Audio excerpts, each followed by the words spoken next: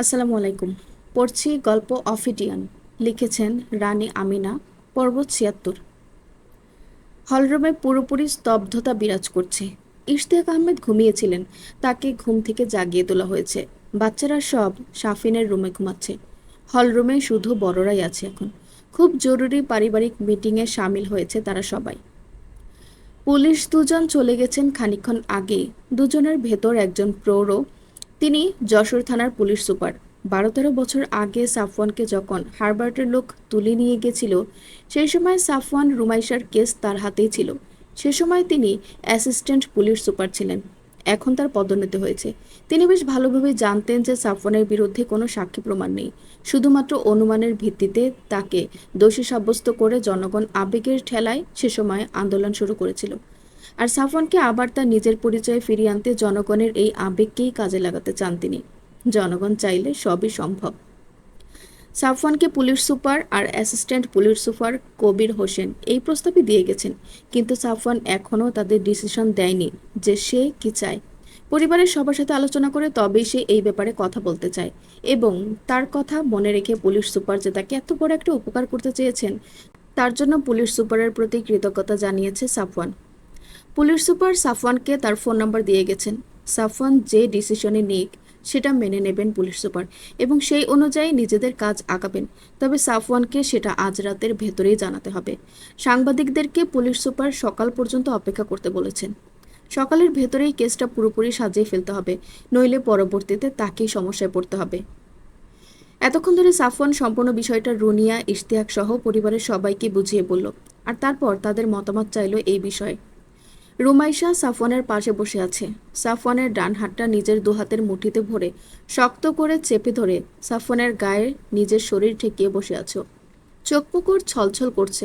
কোথায় যেন একটা আশার আলো দেখতে পাচ্ছেও। নিজের পরিবার, পরিজন, আত্মীয় স্বজন সবাইকে আবার নিজের করে পাওয়ার জন্য, নিজের পরিচয়ে আবার পরিচিত হওয়ার জন্য।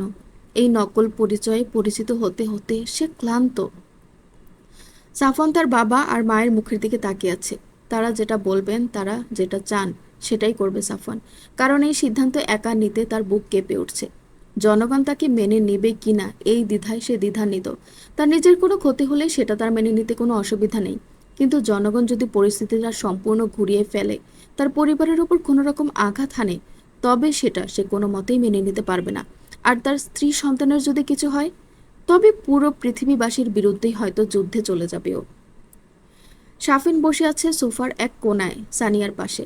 তার প্রাণপ্রিয় ভাই আর রুমিয়াপুর জন্য তার এই মুহূর্তে যে চিন্তা হচ্ছে, সেটা যদি সে কাউকে সামান্য হলেও বোঝাতে পারত, কিন্তু সেটাও বোঝাতে পারছে না কাউকে। জনগণের প্রতিক্রিয়া পজিটিভ বা নেগেটিভ দুইটার কোনোটাই আসতে পারে। 50-50 চান্স। জনগণ যে তার ভাইকে মেনে নেবে এই আশা করে বসে থাকা বোকামি ছাড়া কিছুই না। কিন্তু জনগণ মেনে নেবে না এইটা ভেবে সামনে না আগানো উচিত হবে না। যে কোনো কিছু হতে পারে, সেটা সম্পূর্ণ পরম করুণাময় আল্লাহ পাকের হাতে। রুনিয়ার চোখের কোণে পানি। তার ছেলেকে আর লুকিয়ে চুরিয়ে দেখতে হবে না তাকে। মানুষের সামনে অন্য কেউ বলে পরিচয় দেওয়া লাগবে না। নিজের সন্তান তুল্য বৌমাকে আর পরপর করে দেখানো লাগবে না। তার পরিবারটা আবার পূর্ণ হবে। এর থেকে খুশির খবর আর কি হতে পারে? বয়স হয়ে গেছে এখন তার। যে কোনো সময় ওপর থেকে ডাক চলে আসবে। মৃত্যুর আগে নিজের পরিবারকে পরিপূর্ণরূপে দেখে যেতে পারার মতো শান্তি আর কোনো কিছুতেই হবে না তার। ইশতিয়াক আহমেদ বসে আছেন রুনিয়ার পাশে। সোফার গায়ে হেলান দিয়ে রাখা তার বৃদ্ধ বয়সের অবলম্বন একটা লাঠি, যা ছাড়া এখন আর চলতে ফিরতে পারেন না তিনি। চোখের জ্যোতিও আগের থেকে হ্রাস পেয়েছে। ঝাপসা দৃষ্টিতে তিনি তার বড় ছেলের দিকে তাকালেন। তার প্রথম সন্তান, তার আর রুনিয়ার ভালোবাসার ফসল, তার সাফওয়ান, যার জন্মের পর তিনিই প্রথম কোলে তুলে নিয়েছিলেন, যার আকাশ কাঁপানো চিৎকারে মুখরিত হয়েছিল হাসপাতালের সম্পূর্ণ এলাকাটা, যার আগমনে হাসি ফুটে উঠেছিল হাসপাতালের বিবর্ণ বিছানায় শুয়ে থাকা তার মৃত প্রায় স্ত্রীর মুখে। সে সন্তান আজ তার সামনে বসে আছে পরিপূর্ণরূপে। বাবা হয়েছে এখন সেও। পেয়েছে রুনিয়ার চাইতেও প্রেমময় স্ত্রী, যে কিনা কোনো অবস্থাতেই স্বামীর হাত ছাড়েনি। জীবনযুদ্ধে জয়ী হয়ে সুখী মানুষের তালিকায় নিজেদের নাম লিখিয়ে নিয়েছে সে অনেক আগেই। ইশতিয়াক আহমেদ প্রাণ ভরে দেখলেন সাফওয়ানকে। এমনভাবে কতদিন নিজের ছেলেটাকে তিনি দেখেননি সেটা তার মনে পড়ে না। সাফওয়ান তাকিয়েছে বাবার দিকে, বাবা কি বলে সেটাই শোনার জন্য। ইশতিয়াক আহমেদ গলা খাঁকড়ে দিলেন, তারপর আস্তে ধীরে বললেন, সাফওয়ান বাবা, আমার এখন বয়স হয়েছে। ভালো মন্দ বিচার করার ক্ষমতা আমার আর আগের মতো নেই, চাইলেও আর হবে না। তুমি বুঝদার মানুষ, তোমার জ্ঞান গরিমা অবশ্যই আমার থেকে বা আমাদের সবার থেকে কিছুটা হলেও বেশি। তাই এই সিদ্ধান্ত তুমিই নাও। তবে আমি চাই আমার সন্তান তার নিজের পরিচয় সসম্মানে আমার কাছে ফিরে আসুক। এর থেকে আনন্দের হয়তো আর কিছুই হবে না। শেষের কথাটা বলতে গিয়ে গলা ধরে এলো তার। হয়তো আরও কিছু বলতে চাচ্ছিলেন তিনি, কিন্তু জড়তার কারণে আর কোনো শব্দ বের হলো না ওনার মুখ থেকে। সাফওয়ান দীর্ঘশ্বাস ছাড়ল একটা সঙ্গোপনে। তার বাবা চিরকালই এমন, কখনো তার সাথে মন খুলে কথা বলেনি, মন খুলে কথা বলার সুযোগই হয়নি তার। ছোটবেলার সেই বিচ্ছেদের কারণেই হয়তো বাবার সাথে তার সম্পর্কটা আজও সহজ হয়ে ওঠেনি। সাফওয়ান বাবার দিক থেকে চোখ ফিরিয়ে রুনিয়ার দিকে তাকালো। তুমি আমাকে কি করতে বলো মা? তোমরা যেটা চাইবে আমি সেটাই করব। আমি জানি কাজটার নেগেটিভ দিক ও পজিটিভ দিকের সাথে সমানে সমানে এগিয়ে আছে, কিন্তু তোমরা যদি বলো রিস্ক নিতে, তবেই আমি রিস্ক নিব মা। তুমি আমার মা, তোমার নেওয়া সিদ্ধান্তে আল্লাহ তাআলা অবশ্যই ভালো কিছু দিবেন। সাফওয়ান থেমে থেমে বলল কথাগুলো। রুনিয়া ছেলের মুখের দিকে তাকালেন। তার এই সন্তানকে গর্ভে ধরে তিনি যত কষ্ট করেছিলেন, যতটা ভুগেছিলেন, যতটা ব্যথা পেয়েছিলেন, সব এক নিমিষেই উবে গিয়েছিল তার সন্তানের চাঁদের মতো মুখখানা দেখে। সেই প্রথম মা হওয়ার অনুভূতি, সেই ছোট ছোট হাত, কুটি কুটি পা, একটুখানি একটা নাক, বুকের ভেতরে ছোট্ট হৃৎপিণ্ডটার লাফালাফি, সবকিছু যেন এখনো চোখের সামনে ভাসছে তার, যেন সেগুলো সেদিনের ঘটনা। অতীত মনে পড়ে যেতেই আঁচলের খুঁট দিয়ে চোখের কোণটা মুছে নিলেন তিনি। তারপর বললেন, আমি জানি না কোনটা করলে ভালো হবে আর কোনটা করলে খারাপ, তবে আমি আমার বড় ছেলেকে আবার আমার কাছে ফেরত চাই। আবার আগের মতো করে এই বাড়িতে হই হুল্লোড় দেখতে চাই আমি। আমার রুবির খিলখিল হাসি শুনতে চাই। তোমার সাথে ওর খুনসুটি দেখতে চাই চোখ ভরে। নাতিপুতুগুলোকে নিজের চোখের সামনে দেখতে চাই সারাক্ষণ। ওদেরকে আদর করতে চাই মন ভরে। তার জন্য যেটা করা লাগে সেটাই করো তুমি। বলতে বলতে রুনিয়ার চোখ যারা পূর্ণ হয়ে গেল লোনা পানিতে। সাফওয়ান দেখল সেটা, নীরব হয়ে রইল। চকিতে পাশ ফিরে একবার তার গায়ের সাথে লেপ্টে থাকা রুমাইশার দিকে তাকালো। পুলিশ সুপারের অফারটা শোনার পর থেকেই রুমাইশা কেমন যেন চুপচাপ হয়ে গেছে। কোন এক অজানা শঙ্কায় তার বুকের ভেতরটা কেঁপে উঠছে বারবার। মন বলে উঠছে সবকিছু ভালো হবে তো, আবার বিচ্ছেদ তাদেরকে আলাদা করে দিবে না তো। সাফওয়ান তার স্ত্রীর এই নীরবতার কারণ টের পাচ্ছে বেশ ভালোভাবেই। নিজের ডান হাতটা এখনো রুমাইশার দখলে, দুহাত দিয়ে শক্ত করে চেপে ধরে আছে রুমাইশা। সাফওয়ান রুমাইশার ভেতরের অস্থিরতাটা কমানোর জন্য নিজের বাঁ হাতটা রুমাইশার হাতের উপর রাখলো। তার নানা চিন্তায় উদ্বিগ্ন হয়ে ওঠা স্ত্রীকে ভরসা দিল নিজের হাতের স্পর্শে। কিছুক্ষণ আবার নীরবতা চলল সবার মাঝে। অতঃপর নীরবতা ভেঙে সাফিন বলে উঠল, ভাইয়া, আমার মনে হয় আমাদের একবার চেষ্টা করা উচিত শেষবারের মতো। কি হবে সেটা একমাত্র মহান আল্লাহ তাআলা ছাড়া আর কেউ জানেন না। তাই সম্পূর্ণটা আল্লাহর উপর ছেড়ে দেওয়া উচিত। তিনি যা করবেন সেটাই ভালো হবে সবার জন্য। তুমি পুলিশ সুপারকে জানিয়ে দাও যে তুমি রিস্ক নিতে প্রস্তুত। সাফওয়ান সাফিনের দিকে তাকালো, তারপর তাকালো রুমাইশার দিকে। রুমাইশা মাথা নাড়িয়ে চোখের ইশারায় সাফিনের কথা সম্মতি দিল। সাফওয়ান বসে থাকলো কিছুক্ষণ। তাকে এখন যে কোনো একটা সিদ্ধান্ত নিতেই হবে, তারপর পুলিশ সুপারকে জানাতে হবে। সে একটা দীর্ঘশ্বাস ছাড়লো। তারপর রুমাইশার দিকে একবার তাকিয়ে রুমাইশার নরম হাতের ভাঁজ থেকে নিজের হাতটা ছাড়িয়ে নিয়ে ও বসা থেকে উঠে দাঁড়ালো। তারপর রুমাইশাকে বলল, চলো আমার সাথে। রুমাইশা যন্ত্রণায় উঠে দাঁড়ালো। কিচ্ছু জিজ্ঞেস করলো না যে সাফওয়ান তাকে কোথায় নিয়ে যাবে, কেন নিয়ে যাবে। সাফওয়ান ইশতিয়াক আহমেদের দিকে তাকিয়ে বলল, আমি রিমুকে নিয়ে একটু বেরোচ্ছি বাবা, খুব দ্রুতই ফিরে আসবো। তুমি গিয়ে শুয়ে পড়ো, জেগে থেকো না আর। আর আমাকে নিয়ে চিন্তা করো না, আমি সঠিক সিদ্ধান্তই নেব আশা করি। আমাকে তোমাদের দোয়ায় রেখো শুধু। এরপর রুনিয়ার দিকে এক পলক তাকিয়ে রুমাইশার ডান হাতটা নিজের মুঠিতে নিয়ে পায়ে হেঁটে মেইন ডোর দিয়ে বাইরে বেরিয়ে গেল ও। মেইন ডোর দিয়ে বেরিয়ে রুমাইশাকে গেটের কাছে দাঁড়াতে বলে সাফওয়ান গ্যারাজের দিকে গেল। গ্যারাজ ওপেন করে গাড়ি নিল। ল্যাম্বরগিনিটা নিল না, নিল ওর মার্সিডিজ বেঞ্চটা, যেটাতে জড়িয়ে আছে ওর আর রিমোর হাজার খানেক স্মৃতি। গ্যারাজ থেকে গাড়িটা বের করে রুমাইশার সামনে এসে দাঁড়ালো। রুমাইশা ড্রাইভিং সিটের পাশের সিটে বসার জন্য দরজা খুলতে গেল, কিন্তু খুলতে পারল না। কয়েকবার টানাটানি করেও দরজাটা খুলল না। এই গাড়িটার দরজার সাথে ওর হয়তো কোনো শত্রুতা আছে।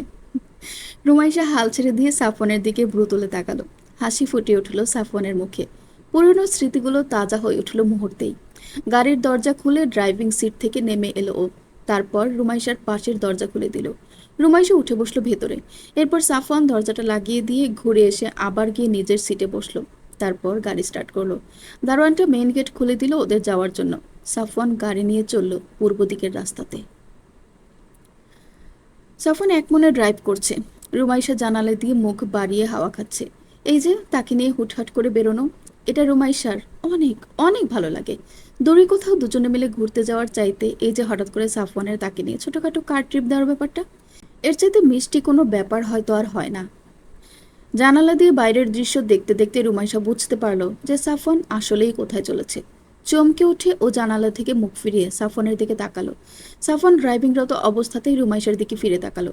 রুমাইশার ওই অবাক হওয়া দৃষ্টির বিপরীতে ও ফিরিয়ে দিল এক চিলতে হাসি।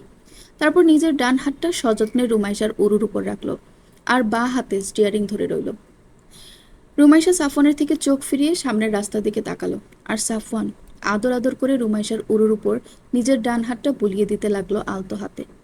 কিছুক্ষণের মধ্যেই ওরা এসে পৌঁছালো সেই কাঙ্ক্ষিত স্থানটিতে, হরিণার বিলের পারে, যেখানে প্রথমবারের মতো প্রণয়ের সূচনা হয়েছিল ওদের দুজনের। সাফওয়ান বিলের পাড়ের ফাঁকা জায়গাটাতে গাড়িটা পার্ক করলো। আজ আর সেদিনের মতো বৃষ্টি নেই, মাটি খটখটে শুকনো, আকাশে ফকফকা চাঁদ, চাঁদের আলোতে চারপাশটা আলোকিত হয়ে আছে। গাড়ি থামিয়ে ইঞ্জিন বন্ধ করলো সাফওয়ান। তারপর রুমাইশার দিকে ফিরে তাকালো। রুমাইশা এখন জানালা দিয়ে বাইরের চাঁদের আলোতে সিক্ত প্রকৃতি দেখতে ব্যস্ত। সাফওয়ান কিছুক্ষণ ওকে দেখে নিয়ে নিজের দুহাত বাড়িয়ে রুমাইশার পেছন থেকে ওর কোমরটা জড়িয়ে ধরে নিজের কোলের ওপর টেনে নিল। তারপর রুমাইশাকে নিজের কোলে বসিয়ে রুমাইশার মুখ পানে তাকালো। তারপর রুমাইশা থেকে চোখ ফিরিয়ে নিয়ে নিজের চোখ থেকে লেন্স খুলে আর মুখের ভেতর থেকে আর্টিফিশিয়াল টাংটা খুলে নির্দিষ্ট স্থানে রাখলো। অন্ধকারের ভেতর ঝলমলিয়ে উঠল ওর উজ্জ্বল ধূসর সবুজ রাঙা চোখজোড়া। রুমাইশা অপলকে দেখতে থাকলো সাফওয়ানের ওই চোখ ধাঁধানো সৌন্দর্য। নিজের লেন্স জোড়া খুলে ফেলেন সাফওয়ান। এরপর রুমাইশাকেও চোখ থেকে লেন্স দ্রুত খুলে ফেলতে বলল। কোনো বাক্যবায় না করে রুমাইশা নিজের চোখ থেকে লেন্স জোড়া খুলে নির্দিষ্ট স্থানে রেখে দিল। ওর সবুজাব হলুদ চোখজোড়া দুটি ছড়াতে লাগলো গাড়ির ভেতর। রুমাইশার ওই চোখজোড়ার দিকে কিছুক্ষণ তাকিয়ে থেকে সাফওয়ান নিজের দু হাতে আঁকড়ে ধরল রুমাইশার কোমর। তারপর রুমাইশার সুঢল বুকের উপর নিজের মাথাটা ঠেকিয়ে পরম আবেশে চোখজোড়া বন্ধ করে নিল। অদ্ভুত এক প্রশান্তিতে ছেয়ে গেল ওর সমস্ত শরীর মন। রুমাইশা সাফওয়ানের ওই ঝাঁকড়া চুলের ভেতর দিয়ে আলতো করে নিজের হাতটা চালনা করে দিল। আঙ্গুলের ফাঁকে ফাঁকে সাফওয়ানের চুলগুলো নিয়ে আলতো করে টেনে দিতে থাকলো। কিছুক্ষণ চুপ থেকে সাফওয়ান ওইভাবে চোখ বন্ধ রেখেই বলল, রিমো, তুমি আমাকে কি করতে বলো? কি করব আমি? আমি আহনাফ হাসানকে কি জানাবো? যদি আমি একা হতাম, তুমি যদি না থাকতে, বাচ্চারা যদি না থাকতো, তাহলে আমি কোনো কিছুরই পরোয়া করতাম না। কিন্তু আমার যদি কিছু হয়ে যায় তাহলে তোমার কি হবে? কি করবে তুমি? আমার বাচ্চাগুলোর কি হবে? আমি কিভাবে থাকবো তোমাদের ছাড়া? সাফওয়ান রুমাইশার বুকের সাথে নিজেকে আরো শক্ত করে জড়িয়ে নিল। রুমাইশা সাফওয়ানের মাথা থেকে হাত সরিয়ে নিজের দু হাতে করে নিজের বুকে থাকা সাফওয়ানের চোয়ালদয় ধরে উঁচু করে নিজের দিকে ফেরালো। তারপর সাফওয়ানের চোখে চোখ রেখে শান্ত নরম গলায় বলল, কিচ্ছু হবে না সাফওয়ান, তুমি চিন্তা করো না, আমাদের সাথে ভালো কিছুই হবে। আমাদের এত দিনের ধৈর্যের ফল আল্লাহ তাআলা আমাদের দিবেন অবশ্যই। তিনি যা করবেন ভালোর জন্যই করবেন। আর তাছাড়া ফুপ্পি, ফুফা, বাবা, মা সবার দোয়া আছে আমাদের সাথে। আহনাফ হাসানও নিজের যথাসাধ্য চেষ্টা করছেন আমাদের জন্য। তা যদি না হতো তাহলে উনি এত রাতে আমাদের কাছে ছুটে আসতেন না। ব্যাপারটাকে সম্পূর্ণ উপেক্ষা করে নিজেদের কাজ চালিয়ে যেতে পারতেন। কিন্তু তিনি তা করেননি। আর তোমার বিরুদ্ধে কোনো প্রমাণ নেই কারো কাছে, কিন্তু তোমার সপক্ষে প্রমাণ আছে অনেক। তাই তোমার দুশ্চিন্তা করার কোনো কারণ নেই। তুমি পুলিশ সুপারকে বলে দাও যে তুমি রিস্ক নিতে রাজি, তার উপকার গ্রহণ করতে রাজি। বাকিটা আল্লাহ ভরসা। সাফওয়ান রুমাইশার দিকে তাকিয়ে রইল। এই মেয়েটা শুধুমাত্র তার দিকে তাকিয়েই সবকিছু ছেড়েছে। পরিবার, পরিজন, আত্মীয় স্বজন, আত্মপরিচয়, সব সব কিছু। এই জলজলে চোখের মেরুন রঙা চুলওয়ালা উজ্জ্বল শ্যামলা রঙা মেয়েটা তার একমাত্র ভরসাস্থল। এই মেয়েটির চোখের দিকে তাকিয়েই অনন্তকাল কাটিয়ে দেওয়া যায়। তার শান্তি, তার সুখ, তার বন্ধু, তার আশ্রয়স্থল, তার মন খারাপের ঔষধ, সব এই মেয়েটি। একে সে কিভাবে নিরাশ করবে? কিভাবে এর চাওয়া সে উপেক্ষা করবে? সাফওয়ান রুমাইশার মুখের উপর থেকে চোখ সরালো। তারপর কারের ডেস্কের উপর রাখা ফোনটা হাতে তুলে নিল। এরপর ফোনটা অন করে পুলিশ সুপারের দিয়ে যাওয়া নম্বরটাতে ডায়াল করলো ও। কয়েকবার রিং হতেই কল রিসিভ করলো পুলিশ সুপার। তারপর বলে উঠল, যশোর থানার পুলিশ সুপার আহনাফ হাসান মিরাজ বলছি, বলুন আপনার কি সাহায্য করতে পারি? সাফওয়ান রুমাইশের দিকে চকিতে একবার তাকালো। তারপর ওর চিরাচরিত গম্ভীর স্বরে উত্তর দিল, সাফওয়ান আহমেদ বলছি। আহনাফ হাসান চমকে উঠলেন যেন। কিছুটা উত্তেজিত হয়ে তিনি বললেন, সাফওয়ান আহমেদ, জি বলুন। আপনার ফোন কলের অপেক্ষায় বসে আছি আমরা অনেকক্ষণ থেকেই। আপনার সিদ্ধান্ত শুনেই আমরা ফাইল রেডি করব। সাফওয়ান রুমাইশার দিকে তাকালো আবারও। রুমাইশা ইশারায় ওকে সম্মতি দিতে বলল। সেদিকে তাকিয়ে কিছুক্ষণ চুপ থেকে সাফওয়ান বলে উঠল, আমি রিস্ক নিতে রাজি আছি। এখন আপনারা তার জন্য যা যা করা প্রয়োজন করতে পারেন। আর সাংবাদিকদের সামনে ব্রিফিং দেওয়ার আগে আমাকে আরও একবার ইনফর্ম করবেন। আনাফ হাসান বলে উঠলেন, জি অবশ্যই, আপনাকে ইনফর্ম করেই আমরা তাদেরকে জানাবো। আপনি কোনো চিন্তা করবেন না। আপনাকে আবারও এদেশের মাটিতে যথাস্থানে মাথা তুলে দাঁড়ানোর ব্যবস্থা করাটা আমি আমার দায়িত্ব হিসেবে গ্রহণ করেছি। আমি আমার এই দায়িত্ব পালন করার সর্বোচ্চ চেষ্টা করব। আপনি নিশ্চিন্তে থাকতে পারেন। সাফওয়ান কৃতজ্ঞতা জানিয়ে বলল, আপনাকে অনেক অনেক ধন্যবাদ আনাফ হাসান মিরাজ। আমি ভালো কিছুর প্রত্যাশায় রইলাম। আনাফ হাসান বললেন, ধন্যবাদ আপনার পাওনা সাফওয়ান আহমেদ। আপনার মাধ্যমে উপরওয়ালা আমাদের পুলিশের টিমটাকে নিশ্চিত মৃত্যুর মুখ থেকে ফিরিয়ে এনেছে। আপনার এই ঋণ শোধ হবার নয়। ভালো থাকবেন, দেখা হচ্ছে খুব শীঘ্রই। বলেই কল কেটে দিলেন পুলিশ সুপার। সাফওয়ান ফোনটা ডেস্কের উপর রেখে আবারও মুখ তুলে তাকালো রুমাইশার দিকে। রুমাইশা প্রেমপূর্ণ দৃষ্টিতে তাকিয়ে আছে ওর দিকে।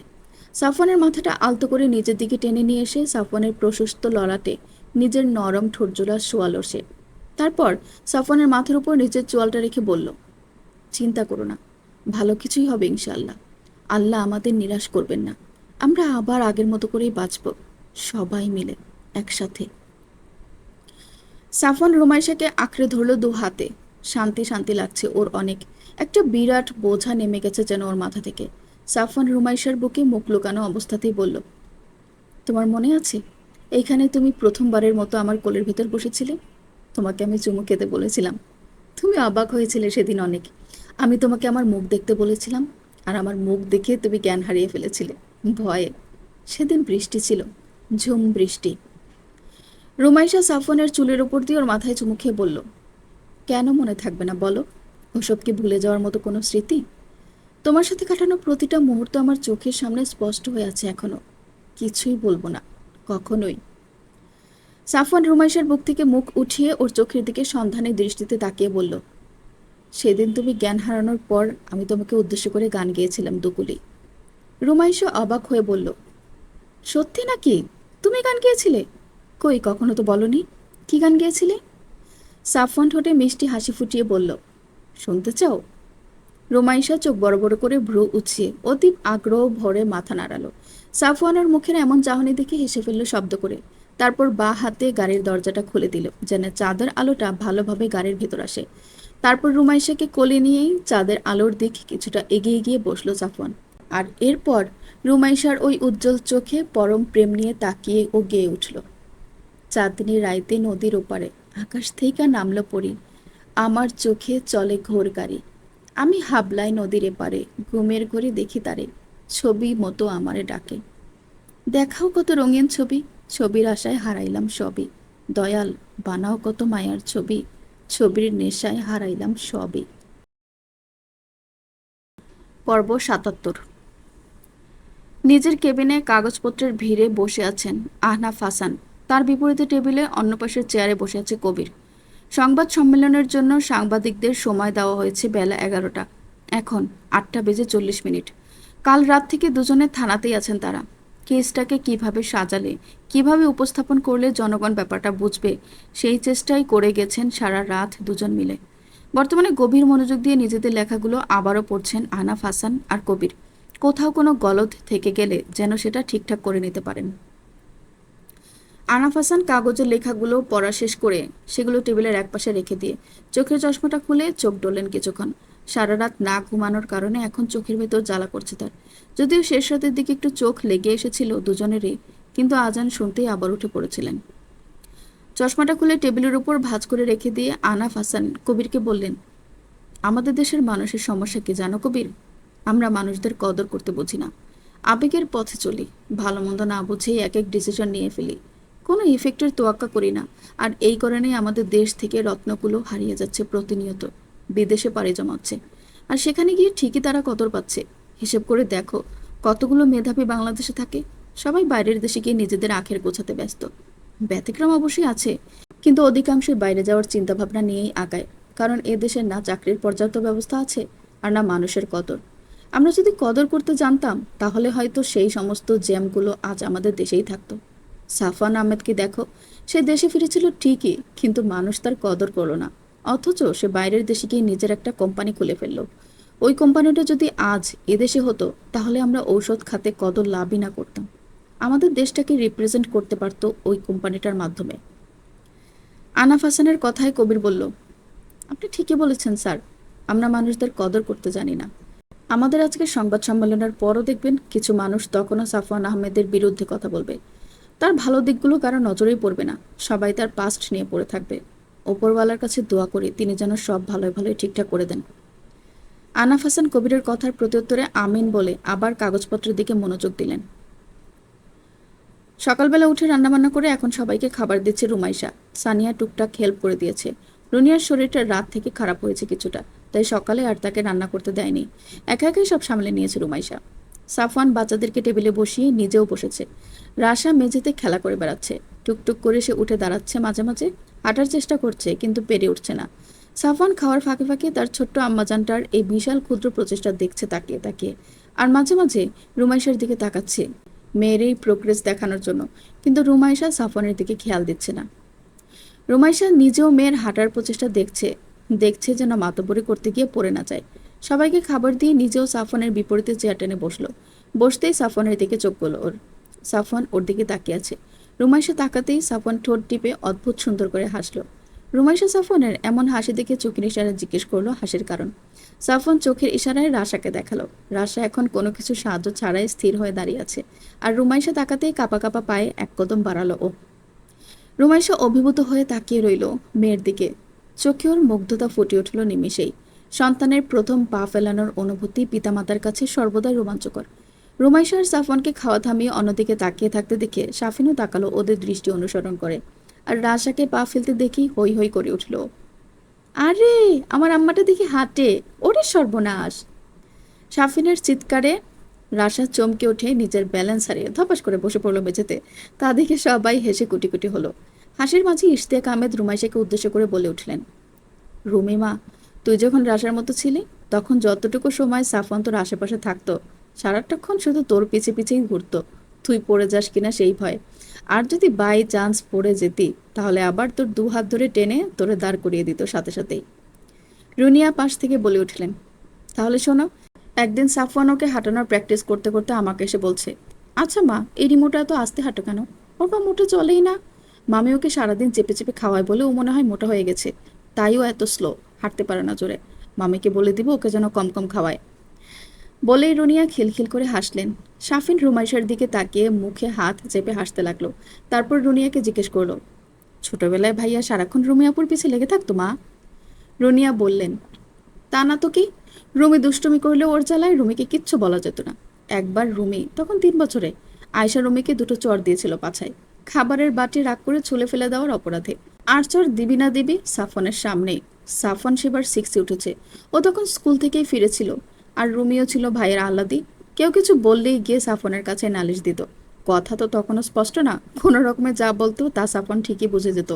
তো আয়শা ওকে মেরেছে, যখন মেরেছে তখন কিন্তু ও কাঁদেনি। যেই দেখেছে সাফওয়ান দরজা দিয়ে ভেতরে ঢুকেছে অমনি আকাশ বাতাস কাঁপিয়ে চিৎকার জুড়ে দিয়েছে, আর কাঁদতে কাঁদতে ছুটে গিয়ে সাফওয়ানের হাঁটু জড়িয়ে ধরে বলছে যে, বাইয়া মা আমালে মালিতে। এই পর্যন্ত তো ঠিক ছিল, এবার দেখি ওর পেছনে যে আয়শার চরগুলো খুব লেগেছে সেটা প্রমাণ করার জন্য আবার প্যান্ট খুলে পাছাও দেখাচ্ছে কি সুন্দর করে। আমি আর আয়শা হেসে বাঁচি না। আর এইবার সাফওয়ান তো আয়শাকে মেজাজ দেখাচ্ছে যে কেন আপনি ওকে মেরেছেন, ওকে আপনি কথায় কথায় মারেন, ওর কি মার খাওয়ার বয়স হয়েছে? একটুখানি বাচ্চা মানুষ, মোটেও আর মারবেন না। মারলে আমি আর রিমুকে বাড়িতে যেতে দেবো না। সে কি হুমকি, বাপরে বাপ! সাফিন আর সানিয়া রুমাইশার পাছার কাহিনী শুনে হেসে গড়াগড়ি খাচ্ছে। রুমাইশা লজ্জা পেয়ে চুপ করে আছে প্লেটের দিকে তাকিয়ে, আর সাফওয়ান রুমাইশার দিকে তাকিয়ে গোফের তলে হাসছে। রুমাইশার চকিতে একবার চোখ পড়লো সাফওয়ানের দিকে, আর চোখ পড়তে সাফওয়ান ঠোঁট নাড়িয়ে কোনো শব্দ না করে বলল, এ হে, তোমার পাছা দেখিয়ে দিচ্ছ আমাকে, ছি ছি।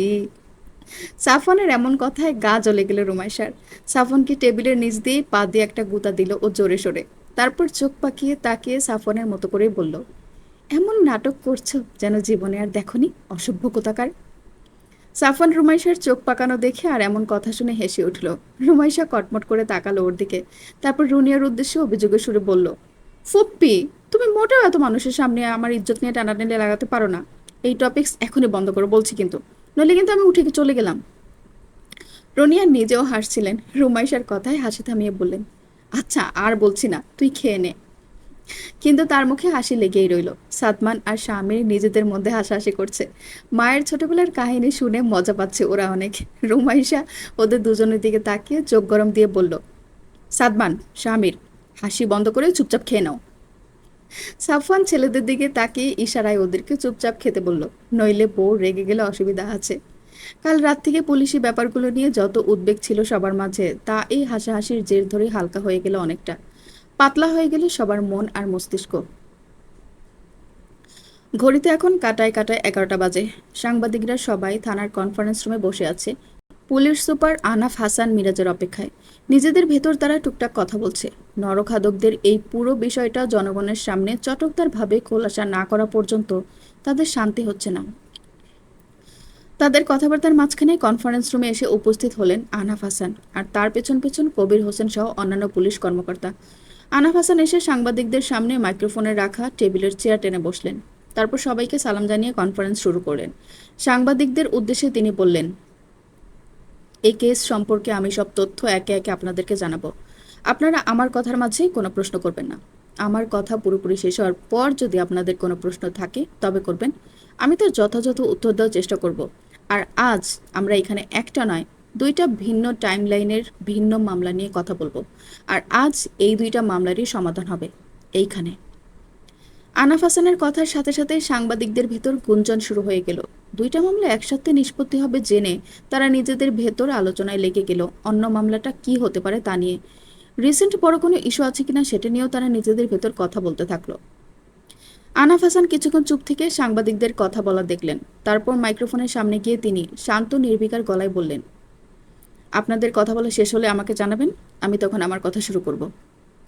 সাংবাদিকরা আনাফ হাসানের শান্ত কণ্ঠে সবাই চুপ মেরে গেল। তারপর নিজেদের সম্পূর্ণ মনোযোগ আনাফ হাসানের দিকে দিল। আনাফ হাসানের সাথে সাংবাদিকদের এই কনফারেন্স সারা দেশের লাইভ টেলিকাস্ট করা হচ্ছে। আহমেদ ভিলায় সাফওয়ান, রুমাইশা সহ সবাই বসে আছে টিভির সামনে। আরও বাড়িতে শামসুল, আয়েশা, আফসানা, রাফসান সবাই বসে আছে টিভির সামনে। কিন্তু তারা সাফওয়ানের ব্যাপারটা এখনো জানে না। তারা শুধু নরখাদকদের বিষয়টা জানার জন্য টেলিভিশনের সামনে বসেছেন। সাংবাদিকরা সবাই চুপ হলে আনাফ হাসান মিরাজ কথা বলা শুরু করলেন।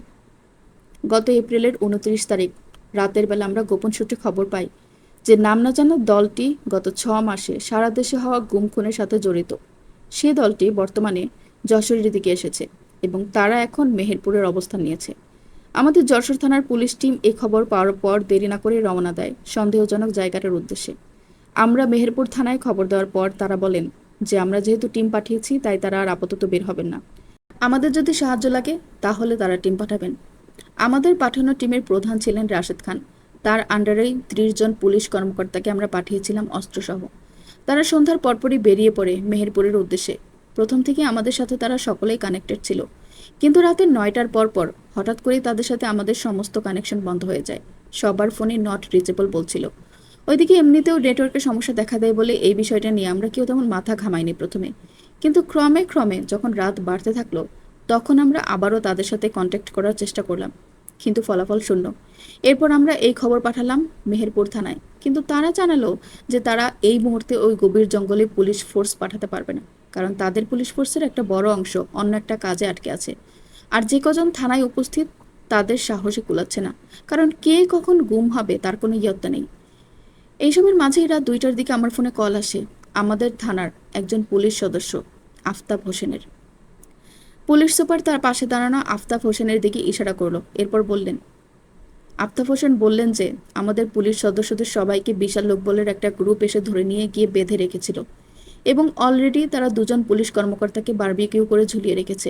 এমনকি তারাও ওই নরখাদকদের পেটেই যেত যদি না সেই অসীম সাহসী ব্যক্তিটা, যার এই পুরো পুলিশি কারবারের সাথে কোনো সম্পর্কই নেই এবং যাকে এই দেশের মানুষই একসময় দূর দূর করে দূরে ঠেলে দিয়েছিল, সে এসে আমাদের পুলিশ টিমটাকে ওই নরখাদকদের হাত থেকে উদ্ধার না করত।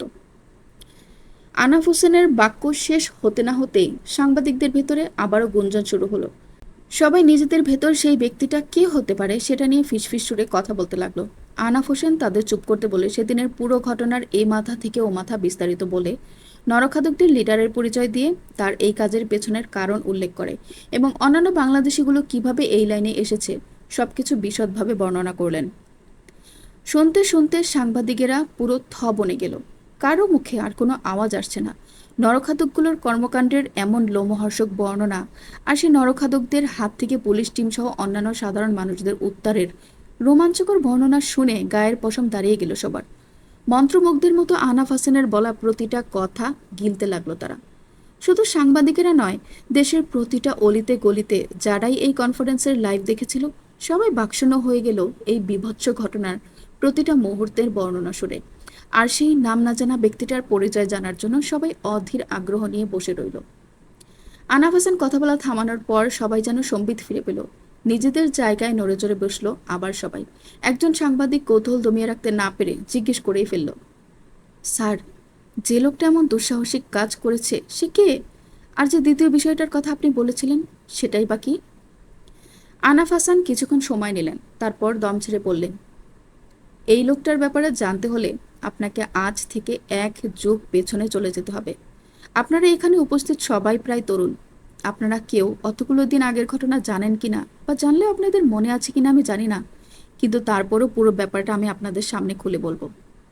আজ থেকে 1 যুগ আগে আমাদের যশোর জেলা থেকেই আমাদের কলেজের বোটানি ডিপার্টমেন্টের একজন প্রফেসরকে কিডন্যাপ করে নিয়ে গিয়েছিল আমেরিকান একদল সন্ত্রাসী, যার স্ত্রী তার কিডন্যাপ হওয়ার কিছুদিন আগেই কিডন্যাপ হয়েছিলেন। এবং সে মেয়েকে আমরা রাত দিন এক করে সমস্ত যশোর জেলার প্রতিটা অলিগলি খুঁজেছিলাম। আমরা প্রথমে জানতাম না যে সে কিডন্যাপ হয়েছে এবং তাকে দেশের বাইরে নিয়ে যাওয়া হয়েছে। সেই অসাধারণ মেধাবী কঠিন ব্যক্তিত্ব সম্পন্ন লোকটাকে আমরা খুঁজতে নেমেছিলাম বিশাল টিম নিয়ে। কিন্তু এরপর যখন জানলাম যে সে কিডন্যাপ হয়েছে এবং তাকে একদল আমেরিকান সন্ত্রাসী এসে তুলে নিয়ে গেছে, তখন আমরা তাকে সেখান থেকে ফিরিয়ে আনার সর্বোচ্চ চেষ্টা চালাতে থাকি। কিন্তু সেই মুহূর্তেই সারা দেশে একটা গুজব ছড়িয়ে পড়ে যে সেই কিডন্যাপ হওয়া লোকটি একজন প্রফেশনাল মার্ডারার, যে কিনা টাকার জন্য বড় বড় ব্যক্তিবর্গের থেকে বায়না নিয়ে তাদের কাঙ্ক্ষিত কাজগুলো করে দেয়। এবং আরও গুজব শোনা গেল সে নাকি সাধারণ কোনো মানুষ নয়, তার শরীরে এমন কিছু সমস্যা বিদ্যমান যা অন্যান্য সাধারণ মানুষদের শরীরে পূর্বে কখনো দেখা যায়নি। আর এই গুজব ছড়ালো আমাদেরই থানা থেকে। এ থানারই একজন মহাপুরুষ টাকার লোভে সেদিন এই কাজটা করলেন। পুরো দেশে এই খবরটা ছড়িয়ে দিলেন, আর এই খবরটাও অশোকের মতো সমস্ত দেশের অলিতে গলিতে ছড়িয়ে পড়ল। আর এই গুজবের সত্যতা বিচার না করেই আমাদের দেশের সমস্ত মানুষ সেই সম্মানিত ব্যক্তিটার বিরুদ্ধে চলে গেল, যে কিনা নিজের পরিবার পরিজন আত্মীয় স্বজন সবার থেকে আলাদা হয়ে সম্পূর্ণ একাকী ভাবে কোথাকার কোন জরাজীর্ণ এলাকাতে নিজের দিনাতিপাত করছিল। আর তাকে কিডন্যাপ করার কারণটা কি জানেন? কারণ ছিল তার শরীরে পাওয়া এক বিশেষ ধরনের লিকুইড, যার বাজার মূল্য ছিল আমাদের ধারণারও অনেক অনেক বাইরে।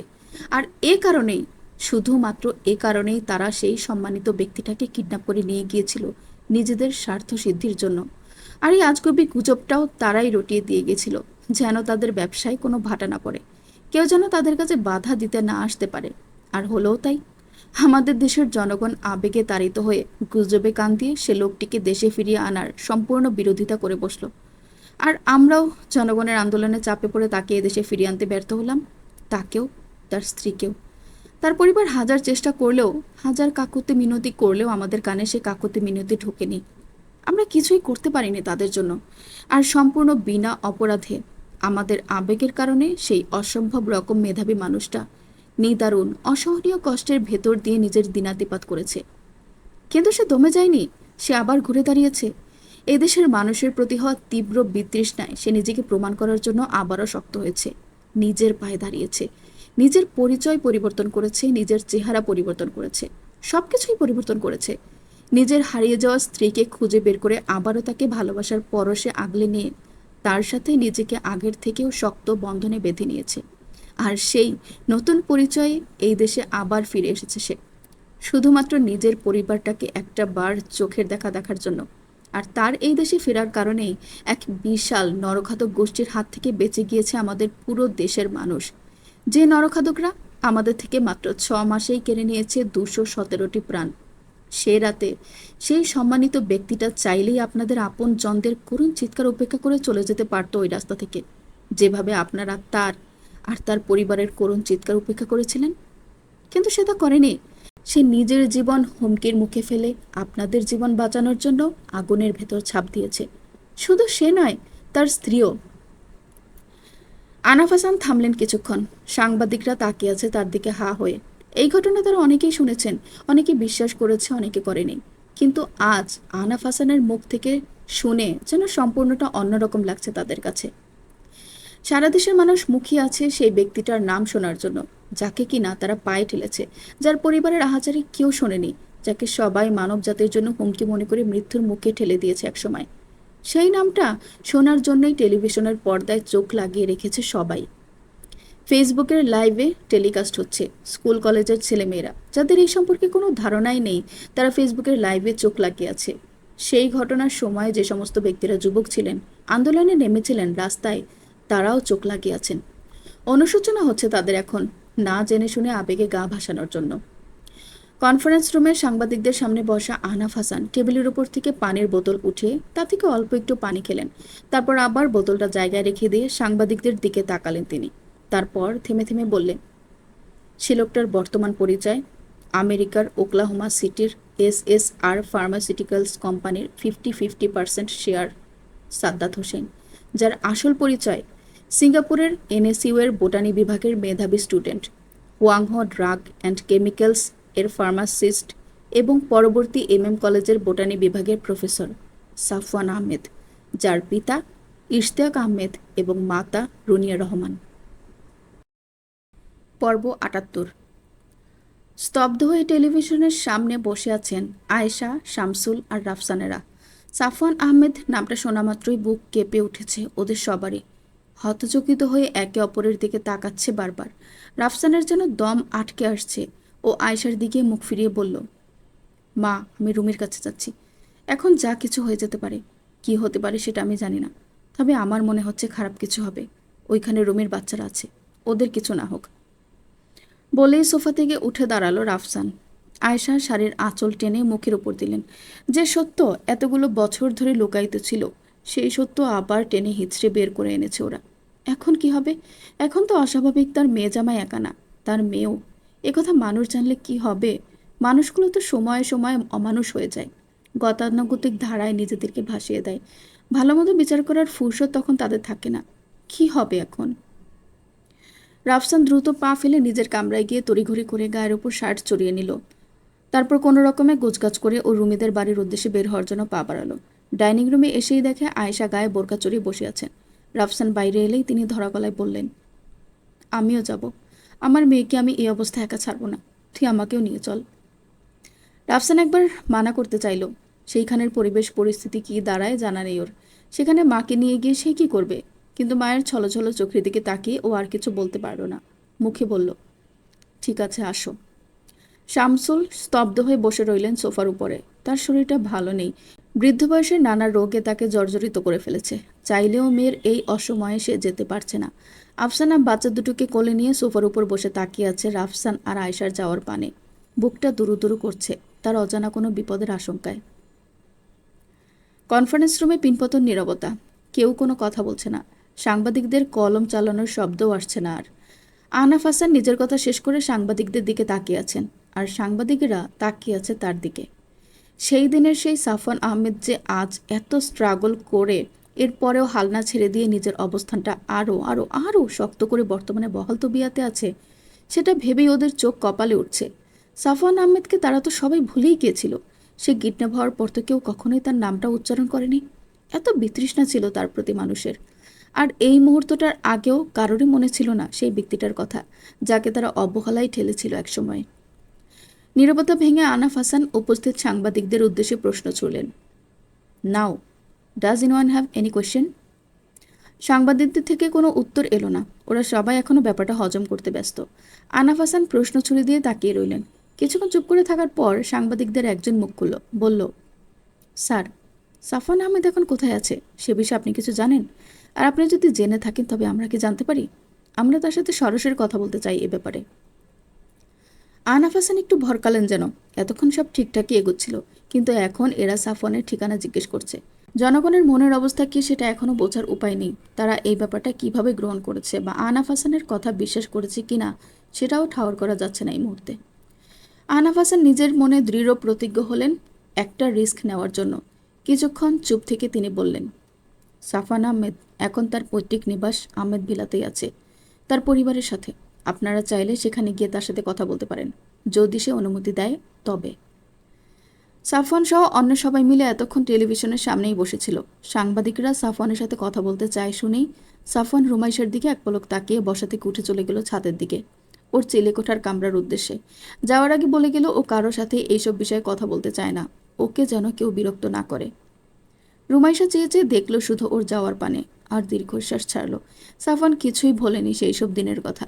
সেই সময় সে এই দেশে না থাকলেও রুমাইশার থেকে সে সবে শুনেছে, আর সেসব ঘটনাগুলো তার মনে দাগ কেটে গেছে। হারিয়ে যাওয়া রুমাইশাকে পর্যন্ত তখন এরাই খুঁজতে দেয়নি, ভেসে যেতে দিয়েছে। সেই আবেগে গা ভাসালো। কোনো কিছু বিবেচনা না করে স্রোতের সাথে তাল মিলিয়ে চলা লোকগুলোর প্রতি সাফওয়ানের তীব্র ঘৃণা। এই ঘৃণাকে কিভাবে প্রশমিত করা যায় তা তার জানা নেই। রুমাইশা মেঝের দিকে তাকিয়ে বসে আছে। চোখের সামনে ওর ভাসছে সেই সব দিনগুলোর স্মৃতি। সাফওয়ানকে হারবার্টের লোকজনেরা তুলে নিয়ে যাওয়ার সেই অভিশপ্ত দিনটার কথা মনে পড়লেও ওর গায়ে কাটা দেয় এখনো। সাফওয়ান চলে যাওয়ার পর এই দেশের মানুষের করা কটূক্তিগুলো এখনো তার কানে বাজে। ওরা আমাজনে চলে যাওয়ার পর এখানে সাফিনটা বের হতে পারতো না ঘর থেকে। লোকজন রাস্তায় দেখা হলে আজেবাজে কথা বলতো ওকে। বন্ধুরা ওকে জানোয়ারের ভাই বলে ডাকতো। ইশতিয়াক আহমেদ এত সব চিন্তা টেনশনের কারণে স্ট্রোক পর্যন্ত করলেন, কিন্তু তখনও পরিবারের সাথে যোগাযোগ করতে না পারায় রুমাইশারা এসবের কিছুই জানতে পারেনি। আর এরপর সাদমান শামির পেটে থাকাকালীন আমাজনের ভেতর একাকী থাকার সে সমস্ত ভয়ঙ্কর দিনগুলো, সেসবের কথা কিভাবে ভোলা যায়? টেলিভিশন বন্ধ হওয়ার পরও সবাই ওভাবেই বসে আছে। কেউ এক চুলো নড়েনি নিজের জায়গা থেকে। সবার দৃষ্টি মেঝের দিকে। সাদমান শামির বসে আছে তাদের মায়ের দুপাশে, রাশা বসে আছে রুমাইশার কোলের ভেতর। ওরাও চুপচাপ। কি হচ্ছে সেটা বুঝতে না পারলেও গুরুতর কিছু যে হচ্ছে সেটা ঠিকই বুঝতে পারছে ওরা। খানিকক্ষণ পর হঠাৎই বাইরে শোরগোল শোনা গেল। অনেক মানুষের সমস্বরে বলা কথাবার্তা কানে আসতে লাগলো রুমাইশার। চমকে উঠল। আতঙ্কিত চোখে সাফিনের দিকে তাকালো একবার। সাফিন ওর এই দৃষ্টির লক্ষ্য করে সাথে সাথে জিজ্ঞেস করলো, কি হয়েছে আপু, তুমি এভাবে তাকিয়ে আছো কেন? সাফিনের কথায় বাকিরাও রুমাইশার দিকে ফিরে তাকালো। রুমাইশা সাফিনের দিকে তাকিয়ে থেকেই বলল, কারা যেন আসছে সাফিন, একসাথে অনেক লোক। পায়ের শব্দ শুনছি আমি ওদের, ওদের কথাও শোনা যাচ্ছে। ওরা এদিকেই আসছে। রুমাইশের কথাতে গলা শুকিয়ে আসলো রুনিয়ার। তড়িঘড়ি করে বসা থেকে উঠে দাঁড়িয়ে তিনি সাদমান আর শামিরের কাছে এগিয়ে এলেন। তারপর ওদের দুজনের হাত ধরে আতঙ্কিত গলায় সাফিনকে বললেন, সাফিন, তুই বাচ্চাদেরকে নিয়ে তোর রুমে যা, সানিয়াকেও নিয়ে যা তোর সাথে। মোটেও বাইরে বেরোবি না। পরিস্থিতি কি হয় বলা যায় না, এখনই যা, একটু দেরি করিস না। শাফিন মায়ের উদ্বেগটা বুঝল। ও বসা থেকে উঠে সোফায় বিধ্বস্ত হয়ে বসে থাকা রুমাইশার কোল থেকে রাশাকে নিল। তারপর সাদমানের হাত ধরে সানিয়াকে বলল শাহমিরকে নিয়ে ওপরে আসতে। বলেই ও সিঁড়ি বেয়ে দ্রুত পায়ে দোতলায় উঠে গেল। সানিয়াও তড়িঘড়ি করে গেল ওর পেছন পেছন। রুমাইশা মেইন দরজার দিকে তাকিয়ে দাঁত মুখ শক্ত করে বসে রইল। রুনিয়াকে বলল, ফুপ্পি, তুমি ফুপাকে নিয়ে ঘরে যাও, আমি এখানেই আছি, দরজা দিয়ে দিও ভেতর থেকে। রুনিয়া কিছু বলার আগেই ইশতিয়াক ভাঙা ভাঙা গলায় বলে উঠলেন, আমিও এখানেই থাকব, আমি এখান থেকে কোথাও যাব না। ওরা যদি কোনো আঘাত করে তবে সেটা যেন আমার গায়ে এসেই আঁকে পড়ে। আমার এমনিতেও দিন ফুরিয়ে এসেছে। আমার বড় ছেলেটার জন্য আমি কখনোই কিছু করতে পারিনি। শেষ বয়সে এসে অন্তত কিছু একটা করে যাই, তাহলে হয়তো আমার ছেলেটা কোনো না কোনো দিন বলতে পারবে যে আমার বাবা আমার জন্য কিছু একটা করেছে। আমি এখানেই থাকবো রুনিয়া। আমার ছেলের শরীরে আঘাত করার আগে ওদেরকে আমার শরীরে আঘাত করতে হবে। রুমাইশার চোখ জোড়ান লোনা পানিতে পরিপূর্ণ হয়ে গেল। দুফোঁটা গড়িয়ে পড়ল চোয়াল বেয়ে। ইশতিয়াক আহমেদের কথার পরেও আর কোনো কথা বলল না। রুনিয়া ধীর গতিতে এগিয়ে এসে আবারও বসলেন রুমাইশা আর ইশতিয়াকের মাঝখানে। তারপর রুমাইশাকে টেনে নিজের কাছে নিয়ে এসে ওর কপালে ঠোঁট ছোঁয়ালেন। এরপর ধরা গলায় বললেন, তুই অনেক ভালো মেয়ে রে মা। আমার ছেলেটা জন্মের পর থেকে এখনো অবধি কোথাও শান্তি পায়নি, একমাত্র তোর কাছে ছাড়া। তুই ছাড়া আমার ছেলেকে আর কেউ বোঝেনি, আমিও না। আমার ছেলেটাও তোকে ছাড়া আর কিছুই বুঝতো না। আমার ছেলেটাকে এত সুন্দর একটা জীবন দেওয়ার জন্য তোর কাছে আমি সারা জীবন কৃতজ্ঞ থাকবো রে মা। কথাগুলো বলে রুমাইশার একটা হাত নিয়ে তাতে শব্দ করে চুমু খেলেন তিনি। তারপর রুমাইশার মাথাটা টেনে নিজের কাঁধের উপর রাখলেন। অপেক্ষায় রইলেন সেই শোরগোলটার কাছে চলে আসার। আর কিছুক্ষণের মাঝেই সেই শোরগোলটা বাড়ির গেটে এসে পৌঁছালো। শাফিন, সানিয়া আর বাচ্চাদেরকে রুমের ভেতর রেখে বেরিয়ে এসে বাইরে থেকে দরজা দিয়ে দ্রুত পায়ে নেমে এলো আবার হল রুমে। নেমে এসে সেও শুনতে পেল শোরগোলের শব্দ। আর কিছুক্ষণ পরেই মেইন গেট খোলার শব্দ পাওয়া গেল। রুনিয়া রুমাইশার হাতটা আরও শক্ত করে চেপে ধরলেন। শাফিন ইশতিয়াকের পাশে দাঁড়িয়ে চোখ মুখ শক্ত করে তাকিয়ে রইল বদ্ধ থাকা মেইন দরজার দিকে। কিছুক্ষণ পর হঠাৎ করে সব শোরগোল থেমে গেল। বাইরেটা নীরব হয়ে গেল। টুকটাক কথা ভেসে আসছে সেখান থেকে। আর এরপরই বাইরের কলিং বেলটা টুংটাং শব্দ করে বেজে উঠল। শব্দ শোনা মাত্রই রুনিয়ার কাঁধ থেকে মাথা তুলল রুমাইশা। শাফিন এগিয়ে যাচ্ছিল দরজা খুলে দিতে, কিন্তু রুমাইশা ওকে থামিয়ে দিল। আমি গিয়ে খুলছি, তুই ফুপির পাশে বস বলেই সোফা থেকে উঠে দাঁড়ালো সে। তারপর ধীর পায়ে এগিয়ে গেল দরজার কাছে। এরপর বড় করে একটা নিঃশ্বাস নিয়ে সৃষ্টিকর্তার নাম নিয়ে খট করে দরজা লক খুলল। তারপর দু হাতে দরজার হাতল ধরে নিজের দিকে টান দিয়ে খুলে দিল দরজাটা। দরজা খুলতেই ওর চোখে পড়ল প্রৌঢ় এক মহিলাকে। হাসি মুখে দাঁড়িয়ে আছেন দরজার সামনে। তার পেছনে উৎসুক নারী পুরুষের ভিড়। ইতিউতি করে চেয়ে দেখছে রুমাইশাকে। রুমাইশা অপ্রস্তুত হয়ে পড়ল। মহিলাটাকে জিজ্ঞেস করল, জি বলুন, কাকে চাই? সামনে এমন সুন্দর গড়নের মেয়েটিকে দেখে মহিলা একটু চমকালেন। তারপর আগের মতো হাসি মুখেই বললেন, আমাদের বাসা আশেপাশেই। শুনলাম সাফওয়ান বাবা বাসায় এসেছে নাকি? তাকে আমরা সেই ছোট্টবেলায় দেখেছি, এরপর আর দেখিনি। তাছাড়া সে কখনো কারো সামনেও আসতো না। আজ এতদিন পর সে এই বাড়িতে এসেছে শুনে আমরা দেখতে এলাম। কিন্তু তুমি কে গো মা? রুমাইশা মুখের উপর থেকে কঠিনতার ছাপ সরিয়ে নিজেকে সহজ করার চেষ্টা করে বলল, আমি সাফওয়ান আহমেদের স্ত্রী, রুমাইশা কাদের। ভদ্রমহিলাটি ঝিলিক দিয়ে হাসলেন এবার। তারপর রুমাইশার ডান হাতটা ধরলেন নিজের হাতে। তারপর পেছনে থাকা প্রতিবেশীদের উদ্দেশ্যে বললেন, আরে দেখো, আমাদের সাফওয়ানের বউ, কত সুন্দর দেখতে, মাশাআল্লাহ। প্রতিবেশীদের ভেতর রুমাইশাকে নিয়ে ছোটখাটো শোরগোল পড়ে গেল। রুমাইশা ল্যাব থেকে পালিয়ে যাওয়ার পর থেকে ওকে খোঁজার জন্য পুলিশ লাগানো হয়। শুধুমাত্র তখনই এলাকাবাসী টের পেয়েছিল যে সাফওয়ান বিয়ে করেছে, তার বউ আছে। এর আগে কেউ ঘুণাক্ষরেও টের পায়নি। আর সাফওয়ানের বউ দেখার সৌভাগ্যও কারো হয়নি। শাফিনের বিয়ের পর সানিয়াকে সবাই দেখতে আসলেও সাফওয়ানের বিষয়ে কেউ কোনো কথা উচ্চারণও করেনি সেদিন।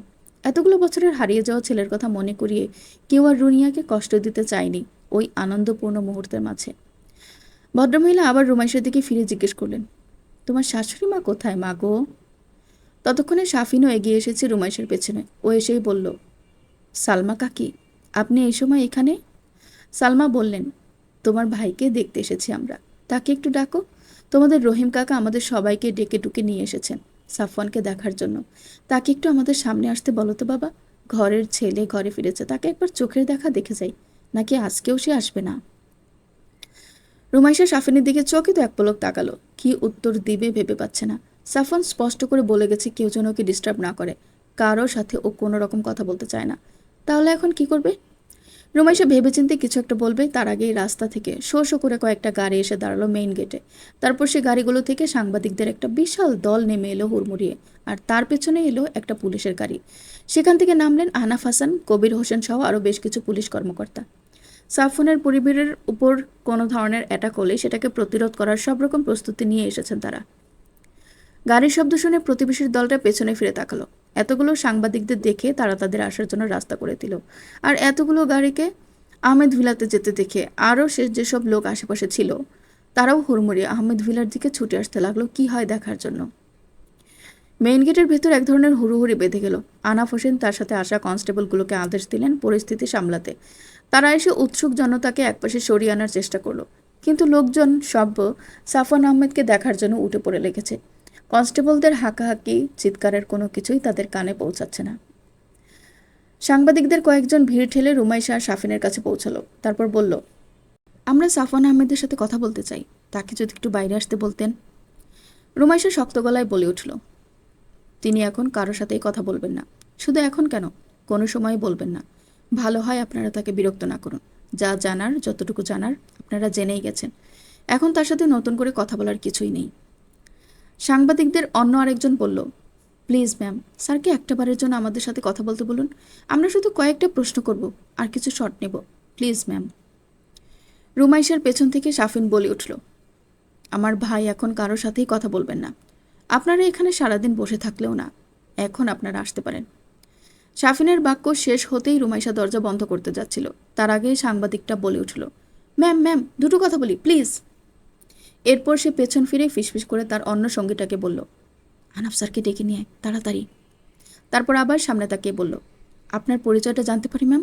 আপনি সাফওয়ান আহমেদের কে হন? রুমাইশা বিরক্তিতে ভ্রু কুঁচকে ফেলল, তারপরও নিজেকে সামলে নিয়ে বলল, আমি ওনার স্ত্রী। সাংবাদিকদের মুখটার যেন লাইট জ্বলে উঠল। সে অতি উৎসাহের সাথে বলল, প্লিজ ম্যাম, স্যারকে একটাবারের জন্য একটু অনুরোধ করে আমাদের সাথে কথা বলতে বলুন। আমরা শুধু অল্প কয়েকটা প্রশ্ন করব। না, প্রশ্ন করব না, স্যারকে শুধু চোখের দেখা দেখে কয়েকটা পিকচার নিয়ে চলে যাব। Please ma'am, please. এমন সময় আনাফ হাসান এগিয়ে এলেন সাংবাদিকদের কাছে। তারপর রুমাইশাকে প্রশ্ন করার সাংবাদিকটার দিকে এক পলক তাকিয়ে রুমাইশার দিকে তাকালেন তিনি। অতঃপর বললেন, এরা খুব আগ্রহ নিয়ে এসেছে সাফওয়ানের সাথে কথা বলতে। ওকে একটু আসতে বলো, ওর কথাগুলো শুনতে চাই সবাই। ও কিছু না বলুক, অন্তত একটু দেখা দিয়ে যাক। রুমাইশা আনাফ হাসানের কথায় চকিতে একবার শাফিনের দিকে দেখল, তারপর আবার আনাফ হাসানের দিকে তাকিয়ে বলল, ঠিক আছে, আমি দেখছি কি করা যায়। তারপর দরজা থেকে সরে এসে ও ভেতর থেকে দরজা বন্ধ করে দিল। শাফিনকে বলল, আমি দেখে আসি তোর ভাইয়া কি করছে। তুই ফুপির কাছে বস, আর ফুপাকে বল চিন্তা না করতে, সব কিছু ঠিকঠাকই আছে। শাফিনকে এই কথাগুলো বলেই রুমাইশা ছাদের দিকে পা বাড়ালো। সাফওয়ান চিলেকোঠার কামরায় ওর পড়ার টেবিলের চেয়ার টেনে তাতে বসে আছে, হাতে ওর ফোন, তাতে রুমাইশার আর ওর একটা পিকচার, আমাজনের ভেতর তোলা, সাফওয়ানের খুবই প্রিয় একটা জায়গাতে। সাদমান শাহামের 4 বছরে পড়লে একদিন বাচ্চাদেরকে জোনাসের জিম্মায় রেখে ও ঘুরতে গেছিল রুমাইশাকে নিয়ে জঙ্গলের গভীরে। ফটোটা সেখানেই তোলা। অনেকগুলো নীল আর সবুজ রঙা উড়ন্ত প্রজাপতির ভেতর দাঁড়িয়ে আছে সাফওয়ান। ওর পরনে শুধু একটা ট্রাউজার, গায়ের টি শার্টটা পাশেই খুলে মাটিতে রাখা, আর রুমাইশার পরনে একটা মেরুন রঙা ক্রপ টপ আর ছাই রঙা ঢোলা প্যান্ট। সাফওয়ানের জলজলে চোখজোড়া ক্যামেরার দিকে, কিন্তু রুমাইশার ক্যামেরার দিকে কোনো ভ্রুক্ষেপ নেই। ও প্রজাপতি দেখতে ব্যস্ত। ওর মাথা, কাঁধ, হাত, গায়ের পোশাক সব জুড়েই প্রজাপতি বসা, আর ওর মুখে বিশ্বজয়ের হাসি, চোখে মুখে আনন্দের ফোয়ারা। রুমাইশার এমন প্রাণবন্ত হাসি সাফওয়ান খুব কম দিনে দেখেছে। এই দিনটা সেই দিনগুলোরই একটা, আর সেই অসাধারণ মুহূর্তটাই ক্যামেরায় বন্দি করে রাখা। সাফওয়ান খুব মনোযোগ দিয়ে রুমাইশার ওই হাসি মুখটা দেখছে। ওর কানে বাজছে সে হাসির খিলখিল শব্দটা। নিজের ভারী হয়ে থাকা মাথাটা হালকা করতে রুমাইশার এই চেহারাটাই ওর জন্য যথেষ্ট। এমন সময় কামরার দরজা ঠেলে ভেতরে ঢুকলো রুমাইশা। সাফওয়ান মাথা তুলে দেখল ওকে, তারপর হাতের ফোনটা বন্ধ করে টেবিলের উপর রেখে দিল। রুমাইশা এসে ওর পেছনে ওর গা ঘেঁষে দাঁড়ালো। তারপর নিজের ডান হাতের আঙ্গুলগুলো সাফওয়ানের ঝাঁকড়া চুলগুলোর ভেতর চালনা করে দিতে দিতে ধীর কণ্ঠে নরম গলায় বলল, তোমার একবার যাওয়া উচিত সাফওয়ান। বাইরে অনেক লোক এসে দাঁড়িয়েছে, তোমাকে এক পলক দেখবে বলে। সাফওয়ান কিছুই বলল না। রুমাইশাও চুপ রইল কিছুক্ষণ, তারপর আবার বলল, ওরা একবার ভুল করেছে, কিন্তু এখন ওদের ভুল ওরা বুঝতে পেরেছে। বুঝেছে বলেই আজ তোমাকে দেখার জন্য নিচে হুড়োহুড়ি করছে। তোমার প্রতিবেশীরাও এসে ভিড় জমিয়েছে। তোমার একবার নিচে যাওয়া উচিত সাফওয়ান। ওদেরকে তোমার বুঝিয়ে দেওয়া উচিত যে তুমি কোনোভাবেই হার মানার পাত্র নাও। শত বাধা বিপত্তির পরও তুমি এখনও সদর্পে দাঁড়িয়ে আছো নিজের পায়ে। বিশাল বটগাছের মতো করে তোমার পরিবারের ওপর তুমি ছায়া বিছিয়ে আছো। ওদেরকে বুঝিয়ে দেওয়া উচিত যে তোমাকে এই পৃথিবীর কেউ দমাতে পারবে না কখনোই। তোমাকে 1000বার দমিয়ে রাখতে চাইলেও তুমি ঠিকই আবার মাটি ফুঁড়ে ওঠা আগ্নেয়গিরির মতো মাথা চারা দিয়ে উঠে আসবে। ঘৃণাটা পুষে রেখো না সাফওয়ান, নিজের মনটা হালকা করো। রুমাইশার কথা শুনে একটা দীর্ঘশ্বাস ছাড়লো সাফওয়ান। তারপর নিজের পেছন থেকে রুমাইশাকে টেনে ও নিজের কোলের ওপর বসালো। এরপর রুমাইশার পা দুইটা নিজের কোলের দুপাশে দিয়ে বুকে জড়িয়ে নিল ওকে। রুমাইশার ফর্সা নরম গলায় মুখ ডুবিয়ে দিয়ে ও বলল, আমার এই ঘৃণা জমতে জমতে এখন আর আমার হাতে নেই রিমু।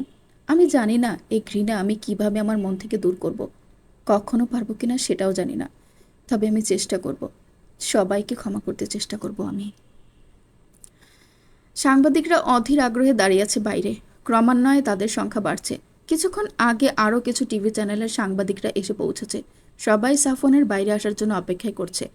ওদের সাথে দাঁড়িয়ে আছে ইশতিয়াক আহমেদের প্রতিবেশীরা সহ বাড়ি ভর্তি উৎসুক জনতা। লোকসংখ্যা অল্প অল্প করে বেড়েই চলছে। বাড়ি এখন কানায় কানায় ভর্তি। তাদের শোরগোলের কারণে বাড়িটাকে এখন কোনো জনসভার ন্যায় মনে হচ্ছে। আনাফ হাসান ফোন করে আরও কয়েক গাড়ি পুলিশ ফোর্স পাঠাতে বলেছেন। পরিস্থিতি বিগড়ে গেলে যেন তিনি কারো কোনো ক্ষতি ছাড়াই পরিস্থিতি নিয়ন্ত্রণে আনতে পারেন।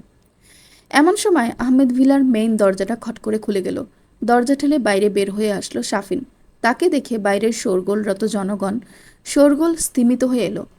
আর এরপর সে শোরগোলের বাকি রেশটুকু পুরোপুরি স্তব্ধ করে দিয়ে সাফিনের পেছন থেকে দরজা ঠেলে বেরিয়ে এলো লম্বা চওড়া সুঠাম দেহি অত্যন্ত সুদর্শন এক সুপুরুষ। পর্ব ৭৯, শেষ পর্ব।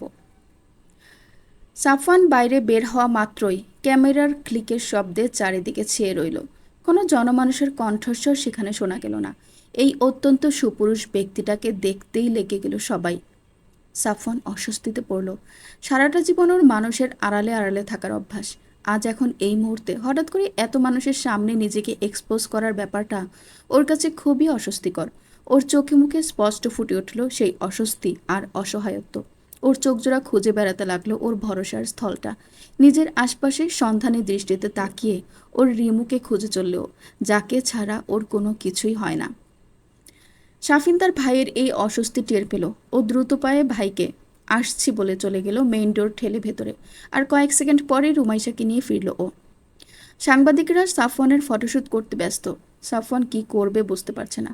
এমন সময় ওর ঠিক পেছনে কারো অস্তিত্ব টের পেল ও। কেউ তার নরম হাতটা আস্তে করে গলিয়ে দিল ওর ওই কর্কশ হাতটার ভেতরে। আর সেই হাতটা মুহূর্তের ভেতরেই শক্ত করে ধরে ফেলল সাফওয়ান। উবে গেল ওর মুখে ফুটে ওঠা সমস্ত অস্বস্তি। হাওয়া হয়ে গেল ওর চোখে ফুটে ওঠা সমস্ত অসহায়ত্ব। বুকের হারিয়ে যাওয়া বলটা সাথে সাথেই ফিরে পেল সে। রুমাইশা সাফওয়ানের হাতটা ধরে পেছন থেকে অল্প একটু এগিয়ে এসে দাঁড়ালো সাফওয়ানের গা ঘেঁষে। সাফওয়ান সোজাসুজি তাকালো এবার সামনের দিকে। উপস্থিত জনতার ওপর নজর ফেলল। ক্যামেরার ক্লিক হতেই আছে। সাংবাদিকদের একজন সামনে থেকে চেঁচিয়ে বলে উঠল, ম্যাম, আপনি আরেকটু এগিয়ে দাঁড়ান প্লিজ।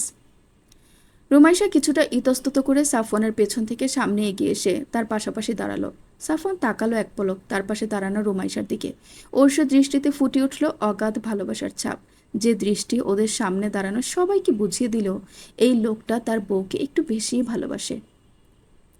সাফওয়ানের তাকানোটা উপলব্ধি করে রুমাইশা নিজেও মাথা ঘুরিয়ে ওর থেকে প্রায় ১.৫ ফুট বেশি উচ্চতার সাফওয়ানের দিকে তাকালো। চোখাচোখি হলো দুজনের।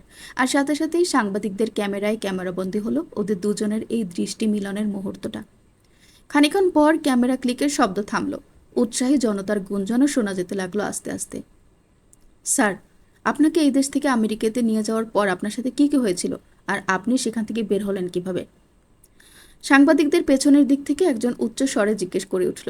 পাশে দাঁড়ানো রুমাইশার মুহূর্তের ভেতর মনে পড়ে গেল হারবার্টের হাত থেকে সাফওয়ানকে কেড়ে নিয়ে আসার সেই সমস্ত দিনগুলোর কথা। হঠাৎ স্মৃতি রোমন্থনের কারণে গায়ে কাটা দিল ওর। সাফওয়ানের হাতের ভেতর থাকা হাতটা দিয়ে কিঞ্চিত চাপ দিল ও সাফওয়ানের হাতে। সাফওয়ান সেই সাংবাদিকটার উদ্দেশ্যে শক্ত গলায় বলে উঠল, আমার ব্যক্তিগত ব্যাপারে কোনো প্রশ্ন না করলে খুশি হব। সাংবাদিকটার হাসি মুখখানা চুপসে ভোতা হয়ে গেল। দমে গেল সে পুরোপুরি।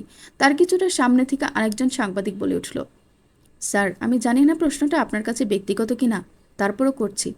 আপনি নরখাদকদের অনেকের ওপর অস্ত্র চালিয়েছেন। এই অস্ত্র আপনি কোথায় পেয়েছেন? আর এটা যদি আপনার অস্ত্র হয় তাহলে আপনি অস্ত্র কেন রাখেন সাথে? সাফওয়ান সাংবাদিকটার দিকে তীক্ষ্ণ চোখে তাকিয়ে দেখল কিছুক্ষণ। প্রশ্নকারী সাংবাদিকটা সাফওয়ানের এমন দৃষ্টিতে হঠাৎ ভয় পেল যেন। সবার অলক্ষ্যে ঢোক গেল সে একটা।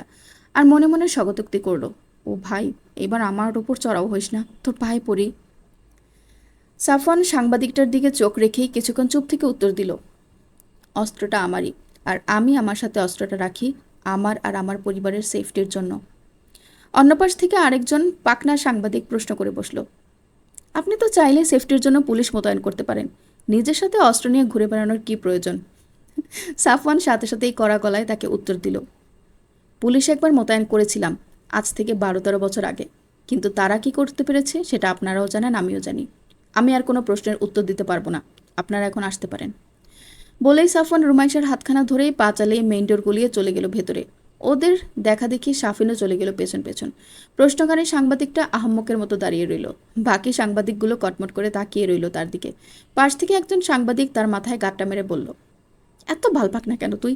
কি প্রশ্ন করবি খুঁজে পাস না? না? প্রশ্নকারী সাংবাদিকটা হতাশ গলায় বলল, আরে আমি কি জানি এই প্রশ্ন করলে বড় ভাই যেতে যাবেন? তা জানলে কি আমি প্রশ্ন করতাম?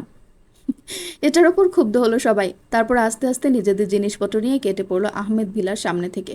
কালকের নিউজ পেপারের জন্য এখন সুন্দর করে প্রতিবেদনটা ছাপাতে হবে, ফেসবুকটা এখন গরম করতে হবে, অনেক কাজ। উৎসুক জনতাও আস্তে আস্তে ভিড় কমিয়ে যে যা নিজের বাড়ি চলে গেল। আহমেদ ভিলার সামনেটা একসময় ফাঁকা হয়ে এলো পুরোপুরি। বিকেলবেলা একটা জব্বর ঘুম দিয়ে উঠল সাফিন। ঘুম ভাঙার পর বিছানায় গড়াগড়ি করলো কিছুক্ষণ। সানিয়া এখনও ঘুমোচ্ছে। গড়াগড়ি শেষ হলে ফোনটা হাতে নিয়ে ফেসবুকে ঢুকলো। ঢুকতেই চক্ষু ছানা বড়া হয়ে গেল সাফিনের। তড়াক করে শোয়া থেকে উঠে বসলো। পুরো ফেসবুক জুড়েই সাফওয়ানের ফটো। নিউজ চ্যানেলগুলো তাদের প্রতিবেদন প্রকাশ করেছে হয়তো দুপুরের পরপরই। এর মধ্যেই সাফওয়ানের ফটোতে ফেসবুক সয়লাভ হয়ে গেছে। নরখাদকদের হাতে নিহত হওয়া অনেকের কাছে মানুষজনগুলো সাফওয়ানকে নিয়ে পজিটিভ স্ট্যাটাস দিচ্ছে। অনেক সোশ্যাল মিডিয়া ইনফ্লুয়েন্সারও সাফওয়ানকে নিয়ে প্রতিবেদন দিয়েছে। আর মেয়েগুলো সব সাফওয়ানের ফটো পোস্ট করে হেডিং দিয়েছে, নিউ হ্যান্ডসাম ইন টাউন। কেউ কেউ আবার লিখেছে নিউ ক্রাশ আনলকড। কেউ কেউ সাফওয়ান আর রুমাইশার একে অপরের দিকে তাকানো সেই মুহূর্তটার ফটো আপলোড করে লিখেছে, এইভাবে ভালোবাসতে শিখো প্রিয়। সাফিন শুধু ফেসবুক স্ক্রল করেই যাচ্ছে। একা একা আর জুত হচ্ছে না দেখে সানিয়াকে গুতিয়ে গুতিয়ে উঠাতে লাগলো। এই সানি, সানি উঠতো, দেখো কি। সানিয়া ঘুম থেকে উঠে মহা বিরক্ত হয়ে বলল, সারের মতো চেঁচিয়ে কি দেখানোর জন্য ডাকছো তুমি আমাকে? রাত নাই দিন নাই, ঘুমালেই ডেকে তোলে, সমস্যা কি তোমার? সাফিন ফোনের স্ক্রিনে দৃষ্টি রেখেই অতি উৎসাহের সাথে বলল, আরে পচা কাজ করার জন্য ডাকছি না, দেখো আমার ভাইয়ের ফটো দেশের এই মাথা থেকে ও মাথা সবখানে চলে গেছে। সাফিনের কথা শুনে অবিশ্বাসের দৃষ্টিতে তাকালো সানিয়া। তারপর শোয়া থেকে উঠে বসে সাফিনের ফোনের দিকে তাকালো। তাকিয়ে সানিয়া খুশিতে আটখানা হয়ে গেল। আনন্দ মিশ্রিত গলায় বলল, আমাদের আর কোনো চিন্তা নেই সাফিন, ভাইয়াকে সবাই পজিটিভলি নিয়েছে। এখন আর ভাইয়াকে লুকিয়ে থাকতে হবে না। সদর্পে ভাইয়া এখন নিজের পরিচয়ে রাস্তায় বের হবে, মানুষের সাথে মিশবে। এর থেকে আনন্দের আর কি হতে পারে? সাফিনের চোখে পানি চলে আসলো। এই দিনটা দেখার অপেক্ষায় অর্ধেক জীবন পার করে দিল। ওর বাবা মা বৃদ্ধ হলো, শেষ বয়সে এসেও যে এই দিন দেখার সৌভাগ্য তাদের হয়েছে, তার জন্য সাফিন শুকরিয়া আদায় করলো আল্লাহর কাছে। সাফিন কোনো কথা বলছে না দেখে সানিয়া তাকালো ওর দিকে। তাকিয়ে দেখলো সাফিনের চোখজোড়া পানিতে টইটুম্বুর হয়ে আছে। সেটা দেখে ওর নিজেরও চোখের কোনায় পানি জমল। সাফিনের সাথে পরিচয় হওয়ার পর থেকে ও নিজের ভাইয়ের কথা বা রুমিয়াপুর কথা বলেনি এমন একটা দিনও যায়নি। সাফওয়ান বা রুমিকে সাফিন যে কতটা ভালোবাসে তা একটু হলেও জানে সানিয়া। স্মিত হেসে ও সাফিনকে বুকে টেনে নিল। তারপর বলল, পাগল ছেলে, কাঁদতে আছে? বুড়ো হয়ে গেছো তুমি, এখন কাঁদবে তোমার বাচ্চা কাচ্চা? তা না, তুমি কাঁদছো। ভাইয়াদের জন্য দোয়া করো শুধু, যেন এমন শান্তিতেই বাকিটা জীবন পার করে দিতে পারেন তারা। সাফিন সানিয়াকে আঁকড়ে ধরে ফুপিয়ে উঠল নিঃশব্দে। সানিয়ার চোখ থেকেও পানি গড়িয়ে পড়ল দুফোঁটা। সন্তর্পণে মুছে নিল ও সেটা। তারপর সাফিনের চুলের ভেতর আঙুল চালিয়ে দিয়ে বলল, চলো নিচে চলো, মা আর বাবাকে এই খবরটা দিয়ে আসি। ওনারা কত খুশি হবেন বলো তো। চলো, উঠো এখনই। সাফিন সানিয়াকে ছেড়ে দিয়ে চোখের পানি মুছে নাক টানল। তারপর বলল, দাঁড়াও, যে মেয়েটা লিখেছে নিউ ক্রাশ আনলকড তার সস নিয়ে রুমি আপুকে দেই, সেই সুন্দর মজা হবে। সানিয়া হেসে উঠল সাফিনের কথাতে। বলল, তুমি কোনোদিন ভালো হবে না, না? হ্যাঁ, কোথায় আনন্দ ফুর্তি করবা? তা না এখনও তুমি রুমি আপুকে চালানোর ফোন দিয়ে আসছো। চলো। সাফিন সসটা নিয়ে রুমাইশাকে সেন্ড করলো হোয়াটসঅ্যাপে। তারপর সানিয়াকে নিয়ে হলরুমের দিকে পা বাড়ালো। ফোনের টুংটাং শব্দ হতেই রুমাইশা ফিরে তাকালো সেদিকে। একটু আগেই ঘুম ভাঙল, এখনও বিছানা ছাড়েনি। পাশেই সাফওয়ান ঘুমিয়ে আসে রাশাকে বুকে নিয়ে। সাদমানা শামের রুনিয়া আর ইশতিয়াকের সাথে ঘুমিয়েছে নিচে। সাফওয়ানের ঘুমন্ত মুখখানার দিকে সন্তুষ্ট চিত্তে এক পলক তাকিয়ে ফোন হাতে নিল। আর এরপর হোয়াটসঅ্যাপে ঢুকেই চোখ কপালে উঠল ওর। সাফিন দুটো তিনটে সস দিয়েছে ওর কাছে। তাতে সাফওয়ানের ছবি, ওপরে সাফওয়ানকে নিয়ে মেয়েদের বিভিন্ন স্ট্যাটাস। সবগুলোর ওপরে সাফিন লিখেছে, হ্যান্ডসাম বর পাওয়ার অসুবিধাসমূহ। আর সসগুলোর শেষে লিখেছে, থ্যাংক মি লেটার। এসব দেখেই রুমাইশার মেজাজ বিক্রি গেল। পাশে শুয়ে থাকা সাফওয়ানের দিকে তাকালো আবার, কিন্তু এবার তাকালো ব্রু কুচকে। ফোনটা ধাম করে বিছানায় রেখে সাফওয়ানকে হাত দিয়ে একটা গুঁতা দিল। রুমাইশার গুঁতা খেয়ে সাফওয়ান চোখ মেলল। এরপর ঘুম ঘুম চোখে রুমাইশার দিকে ফিরে তাকিয়ে ঘুম জড়ানো গলায় বলল, গুঁতাচ্ছিস কেন? কি সমস্যা, খুলে বল। রুমাইশা ব্রুকুটি করে বলল, কোনো সমস্যা না, ইচ্ছে হয়েছে তাই মেরেছি। কোনো অসুবিধা? সাফওয়ান ফিক করে হাসলো, বলল, না, কোনো অসুবিধা না, এখন আমাকে ঘুমোতে দাও। বলেই পাশ ফিরে আবারও ঘুমানোর পায়তারা করতে লাগলো সাফওয়ান। রুমাইশা ভ্রুকুটি করে আবার ক্যাটক্যাট করে বলল, এই, তুমি আবার ঘুমোচ্ছ কেন? ওঠো, সন্ধ্যা হয়ে গেল, এতক্ষণ ঘুমিয়েও হয়নি তোমার? সাফওয়ান সাথে সাথে মাথা ঘুরিয়ে রুমাইশাকে দেখল। বউ তার কোনো কারণে ভয়ানক বিরক্ত। মনে মনে ক্যালেন্ডারের তারিখ হিসাব করতে লেগে গেল। না, এই সময় তো রিমুর মুডসুইং হওয়ার কথা না, আরও দিন বাকি আছে। তাহলে? সাফওয়ানকে ওর দিকে ক্যাবলার মতো তাকিয়ে থাকতে দেখে আরও বিরক্ত হলো রুমাইশা। বলল, হাঁ করে তাকিয়ে দেখছো কি? বাড়ি এসে শুধু খাওয়া আর ঘুম। উঠো এখনই, উঠে ফ্রেশ হও। আমার কিন্তু মোটেই ভাল লাগছে না, বলে দিলাম। এমন সময় সাফওয়ানের ফোনে টুং করে মেসেজ আসলো কিছু। সাফওয়ানের ঘুম এমনিতে উড়ে গিয়েছে। ফোনটা হাতে নিয়ে হোয়াটসঅ্যাপে ঢুকলো। সাফিনের মেসেজ। ও লিখেছে, রুমি আপু যেতেছে নাকি ভাইয়া? সাফওয়ান চৌকিতে একবার রুমাইশাকে দেখে নিয়ে আবার ফোনের দিকে তাকিয়ে কিপ্যাড টিপে শাফিনকে মেসেজ করলো।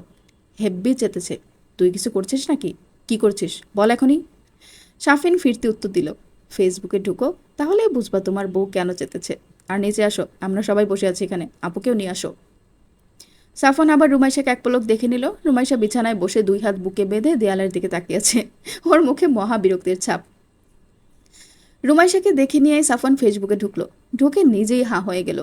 ঢোক গিলে ফোনটা সুইচ টিপে সন্ধ্যার্পণে রেখে দিল বেডসাইড টেবিলের উপর।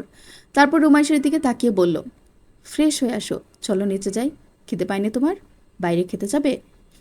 রুমাইশা তাকালো না, নিজের ফোনটা হাতে নিয়ে চাপাচাপি করতে থাকলো। আর সাফওয়ানের উদ্দেশ্যে কড়া গলায় বলল, খিদে পাইনি, তোমার পেলে তুমি খেয়ে আসো।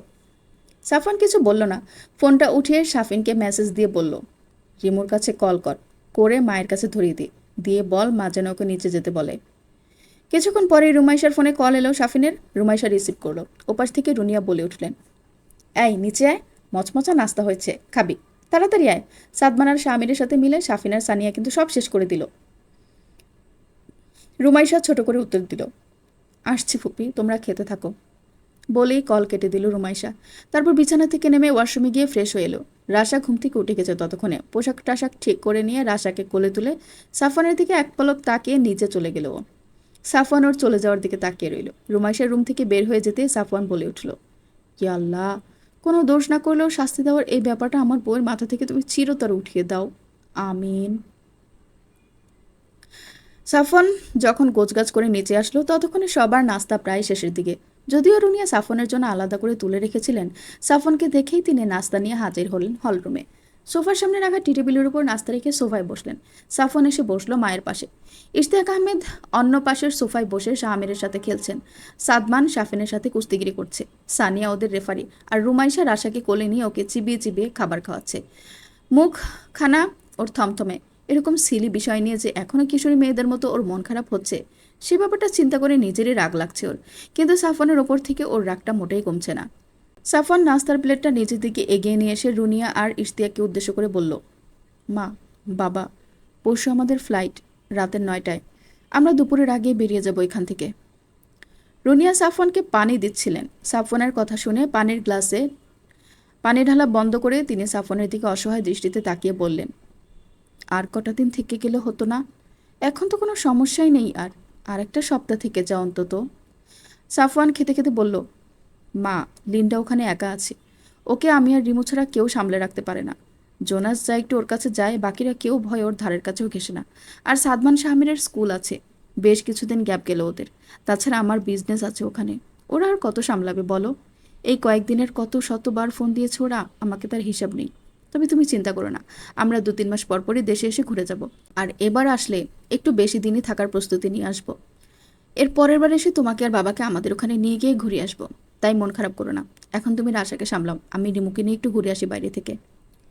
রুমাইশা সাফওয়ানের কথা শুনছিল এতক্ষণ। শেষের কথাটা শুনতেই ও সাফওয়ানের দিকে তাকিয়েই বলে উঠল, আমি কোথাও যাব না। রুনিয়া রুমাইশার এমন কণ্ঠস্বর শুনে চমকালেন। আজ পর্যন্ত কখনো রুমির এমন কণ্ঠস্বর তিনি শোনেননি। পাশে বসে সাফওয়ানের দিকে একটু ঝুঁকে গিয়ে তিনি ফিসফিসে জিজ্ঞেস করলেন, হ্যাঁ রে, কি হয়েছে ওর? সাফওয়ান নিজেও মায়ের মতো করে ফিসফিসে উত্তর দিল, তোমার বৌমা রাগ করেছে, ওকে একটু আমার সাথে বাইরে বেরোতে রাজি করিয়ে ফেলা তো মা। রুনিয়া আবার সোজা হয়ে বসলেন। তারপর গলা খাঁকড়ে দিয়ে বললেন, কিরে রুমি, যাবি না কেন? দে রাশাকে আমার কাছে দে, দিয়ে তুই রেডি হয়ে আয়। আর কবে দেশে আসবি তার ঠিক নেই, একটু ঘুরে আয়, ভালো লাগবে।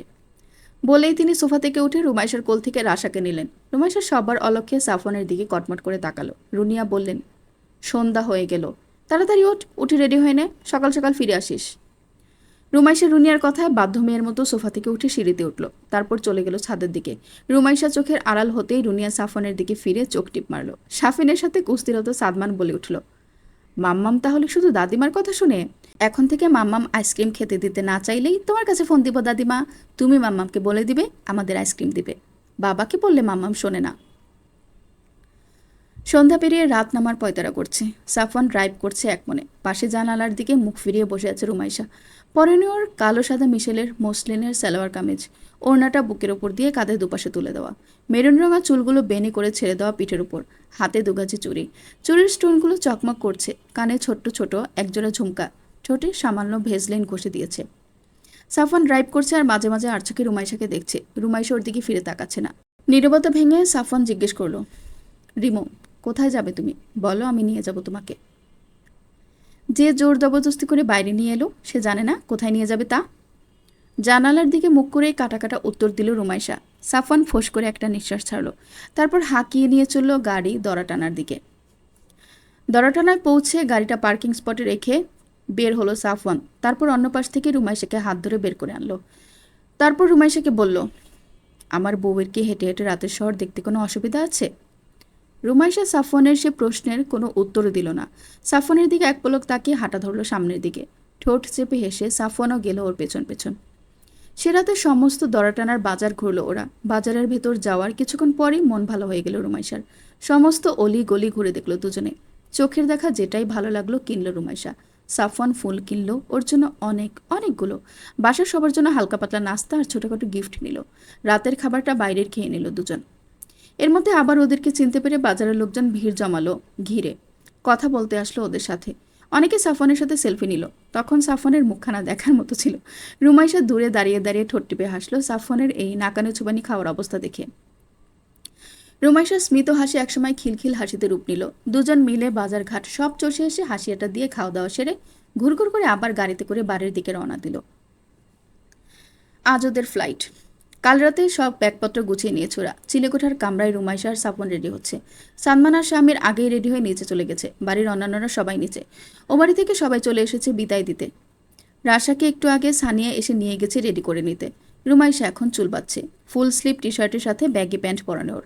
তার সাথে চুলগুলো মাথার উপরে মেসি করে খোপা করে দিল। মুখে মেকআপের হালকা আবরণ দিয়ে নিল। সাফওয়ানের পরনে একটা আর্মি রঙা শার্ট আর তার সাথে চারকোল রঙা প্যান্ট। রেডি হয়েও বসে আছে বিছানায় রুমাইশা রেডি হওয়ার অপেক্ষায়। রুমাইশার হয়ে গেলে চিলেকোঠার কামরায় দরজাটা লক করে দুজনে একসাথে বেরোলো। লাগেজ আর ব্যাগগুলো সাফিন আগেই গাড়িতে তুলে দিয়ে এসেছে। গাড়ি নিয়েই আবার ফিরবে ওরা। সাফওয়ান আর রুমাইশা নিচে পৌঁছালে সবাই ওদের দিকে তাকালো। দুজনকে একসাথে দেখলেই যেন চোখ জুড়িয়ে যায়। রুমাইশা এগিয়ে গেল আয়েশার কাছে।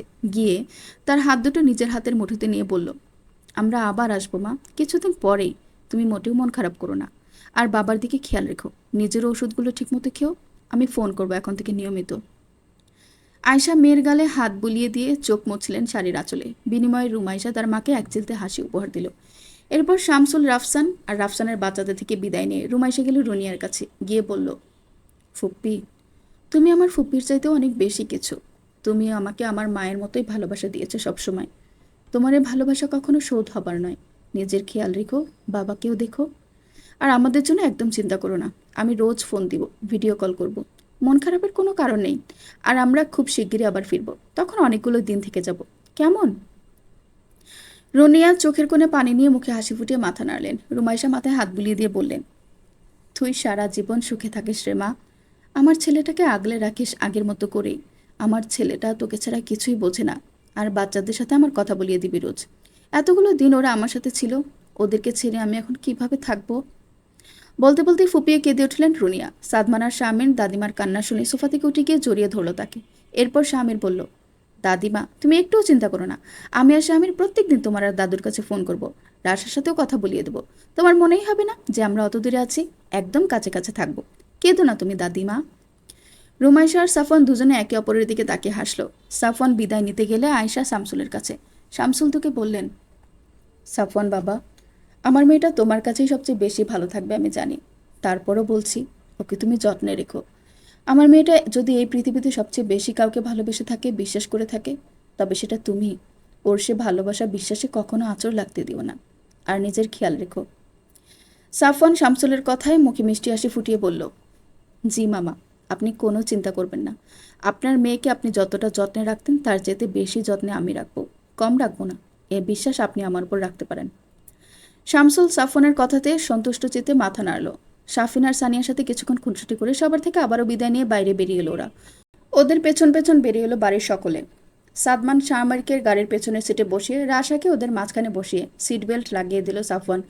তারপর রুমাইশাকে ড্রাইভিং সিটের পাশের সিটে বসিয়ে নিজেও এসে বসলো। অতপর সবার থেকে আবারও একবার বিদায় নিয়ে এয়ারপোর্টের উদ্দেশ্যে বেরিয়ে পড়লো ওরা। দীর্ঘ 18 ঘন্টার জার্নির পর ওরা এসে পৌঁছালো ওদের আবাসস্থল, আমাজনের গভীরে অবস্থিত বিলাসবহুল বালি SSR প্যালেসে। সবুজ গাছপালা ঘেরা বিরাট এরিয়ার ভেতরে বিশাল আকারের এক ঝাঁক জেনারেল শেয়ারম্যান ট্রিয়ের ঠিক মাঝ বরাবর অবস্থিত বিশাল বাড়িটির চারপাশে একটা বিশাল এরিয়া নিয়ে ওয়াল তুলে দেওয়া বন্যপ্রাণীর হঠাৎ উপস্থিতি থেকে বাঁচার জন্য। ওরা যখন পৌঁছালো তখন প্রায় শেষ বিকেল। আন্ডারগ্রাউন্ড লেন দিয়ে ওরা পৌঁছালো ওদের বাড়িতে। প্রাচীরের ভেতরেই নিজেদের স্পেশাল কিছু পোষা প্রাণী রাখার জন্য প্রাচীরটা এত বড় করার সিদ্ধান্ত নিয়েছিল রুমাইশা। প্রাচীরের ভেতর থাকা জঙ্গলের এ মাথা থেকে ও মাথা ঘুরে বেড়াচ্ছে হরেক রকমের বন্য বিড়াল, বেশ কয়েকটা জাগুয়ারের বাচ্চা, কয়েকগুলো ক্যাপিপেরা, কয়েকটা প্রজাতির বানরের বাচ্চা লাফালাফি করছে গাছের ডালে ডালে। কিছু অ্যান্ট ইটার আর স্লথও আছে সেখানে। আর বন্য পাখির তো কোনো শেষ নেই, তাদের কলকাকলিত মুখরিত হয়ে আছে আশপাশটা। প্রাচীরের ভেতরে বাড়ির পেছনের দিকে পূর্ব পাশের বেশ অনেকখানি জায়গা জুড়ে ফুলের বাগান করেছে রুমাইশা। তাতে ফুটে আছে জানা অজানা হরেক রকমের ফুল। অধিকাংশই ওর সংগ্রহ করা ফরেস্টের ভেতর থেকেই, আর বাকিগুলো শহর থেকে সাফওয়ান নিয়ে নিয়ে এসেছে। ফুলের বাগানের অন্য পাশে ফলের বাগান করা, সেখানেও নাম না জানা ফল গাছের ছড়াছড়ি। রুমাইশের হাতের ছোঁয়ায় একটু একটু করে বেড়ে উঠেছে এগুলো। আন্ডারগ্রাউন্ড থেকে বাড়ির ভেতর ঢোকার রাস্তা দিয়ে সিঁড়ি বেয়ে উঠে একে একে প্রবেশ করলো ওরা। প্রথমে ঢুকলো রুমাইশা, ওর পেছনে বাচ্চারা, তারপর সাফওয়ান, সাফওয়ানের কোলে রাশা। মাটির ওপরে থাকা মেটালের দরজাটা ঠেলে উঠে এলো রুমাইশা। আর উঠতে না উঠতেই দূর থেকে ভেসে এলো এক হিংস্র হিস হিস গর্জন। সেই শব্দের উৎসের দিকে তাকিয়ে হাসি মুখে লিন্ডা বলে ডাক দিল রুমাইশা। আর মুহূর্তেই সরসর শব্দ করে সেই দূর থেকে ছুটে আসতে থাকলো বিশাল আকৃতির লিন্ডা। এতগুলো বছরে তার আকার আর শক্তি দুটাই বেড়েছে বহুগুণে। ততক্ষণে বাচ্চারা আর সাফওয়ানও উঠে এসেছে উপরে। লিন্ডা এসেই কুণ্ডলি পাকিয়ে রুমাইশাকে জড়িয়ে নিল নিজের সাথে। তারপর রুমাইশার মুখের সাথে মাথা ঘষে জানান দিল নিজের তীব্র ভালোবাসার। এরপর রুমাইশাকে ছেড়ে সাফওয়ানের উপর ঝাঁপিয়ে পড়ল। এরপর বাচ্চাদের সাথে কিছুক্ষণ ঘষাঘষি করলো। রাশা অনেক ছোট বলে ওর ব্যথা পাওয়ার ভয়ে লিন্ডা ওকে মোটেও স্পর্শ করে না, তবে রাশার সেফটির ব্যাপারে সদা সতর্ক থাকে সে। লিন্ডার সাথে সাক্ষাৎ শেষে বাড়ির ভেতরে ঢুকলো। সাদমান আর শামির রাশাকে নিয়ে নিজেদের রুমে চলে গেল ফ্রেশ হতে। রুমাইশা গেল ওর আর সাফওয়ানের বেডরুমে, আর সাফওয়ান ফ্রেশ না হয়ে চলে গেল ল্যাবে। ওদিকে কী অবস্থা সেটা দেখা খুবই জরুরি। রুমে ঢুকে পরনের পোশাক বদলে রুমাইশা পরে নিল একটা ঢোলালালা ট্রাউজার আর হাফ হাতা ওভারসাইজ টি শার্ট।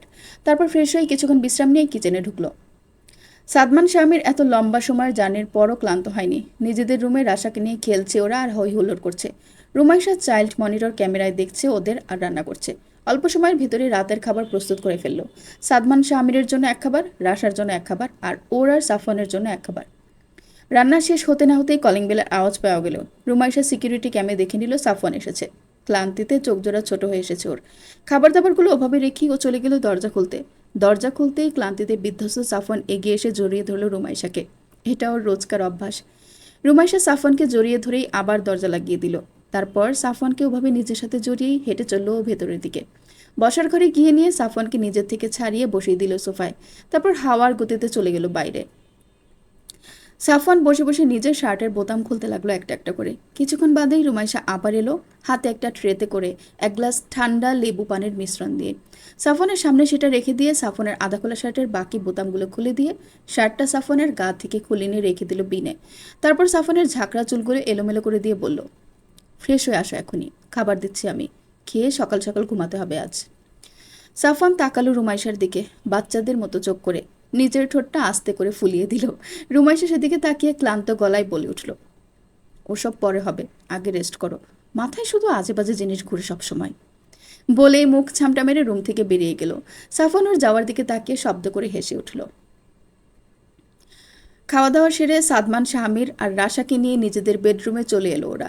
বাচ্চারা বায়না ধরেছে কিছুক্ষণ গল্প করে তারপর ঘুমাবে, তাই বেজার মুখে সাফওয়ান বাচ্চাদেরকে নিয়ে এলো রুমাইশা সাফওয়ানের দিকে তাকিয়ে দুষ্ট হাসি দিল, আর সাফওয়ান অসহায় দৃষ্টিতে তাকিয়ে রইল রুমাইশার দিকে। বিছানায় আগে উঠে বালিশটা কাত করে তাকে পিঠ ঠেকিয়ে বসল রুমাইশা। সাদমান আর শামির হুটোপুটি করে উঠে এলো বিছানায়, এসেই মায়ের বুকের দুপাশ দখল করে নিল। দুই ভাইকে এমন হুটোপুটি করতে দেখে সাফওয়ানের কোলে থাকা রাশা আনন্দে দুই পা ছোড়াছুড়ি করতে করতে মুখ দিয়ে আনন্দসূচক ধ্বনি বের করতে লাগলো। নিজেও বিছানায় গিয়ে হুটোপুটি করার জন্য হাত বাড়িয়ে দিল মায়ের দিকে। সাফওয়ান হতাশ দৃষ্টিতে রুমাইশের দিকে একবার তাকিয়ে রাশাকে নামিয়ে দিল কোল থেকে। রাশা দ্রুত পায়ে হামাগুড়ি দিতে দিতে মায়ের পেটের উপর গিয়ে উঠে বসলো। সাফওয়ান মুখ অন্ধকার ভরে বলল, এবার আমি কোথায়?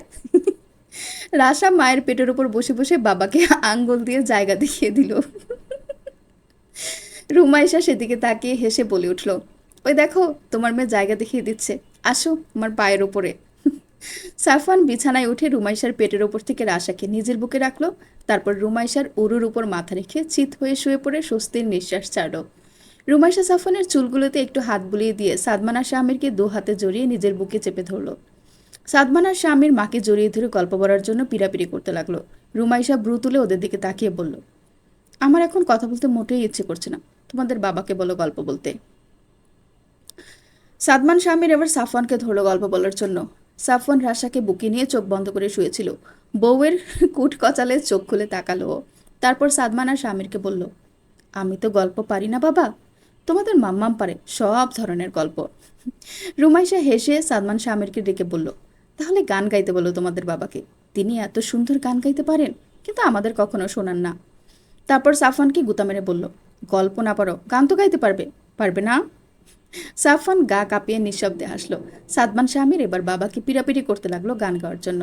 সাফওয়ান ওদেরকে বলল, গাইতে পারি, তবে গান গাওয়ার পর তোমাদের বোনকে নিয়ে নিজেদের ঘরে গিয়ে চুপচাপ ঘুমিয়ে যেতে হবে, ডিল? সাদমান শামির অতি উৎসাহের সাথে নেচে বলে উঠল, পাক্কা ডিল। সাফওয়ান রুমাইশার দিকে তাকিয়ে মিষ্টি করে হাসলো। বিনিময় রুমাইশা ওকে ফেরত দিল কটমটে চাহনি।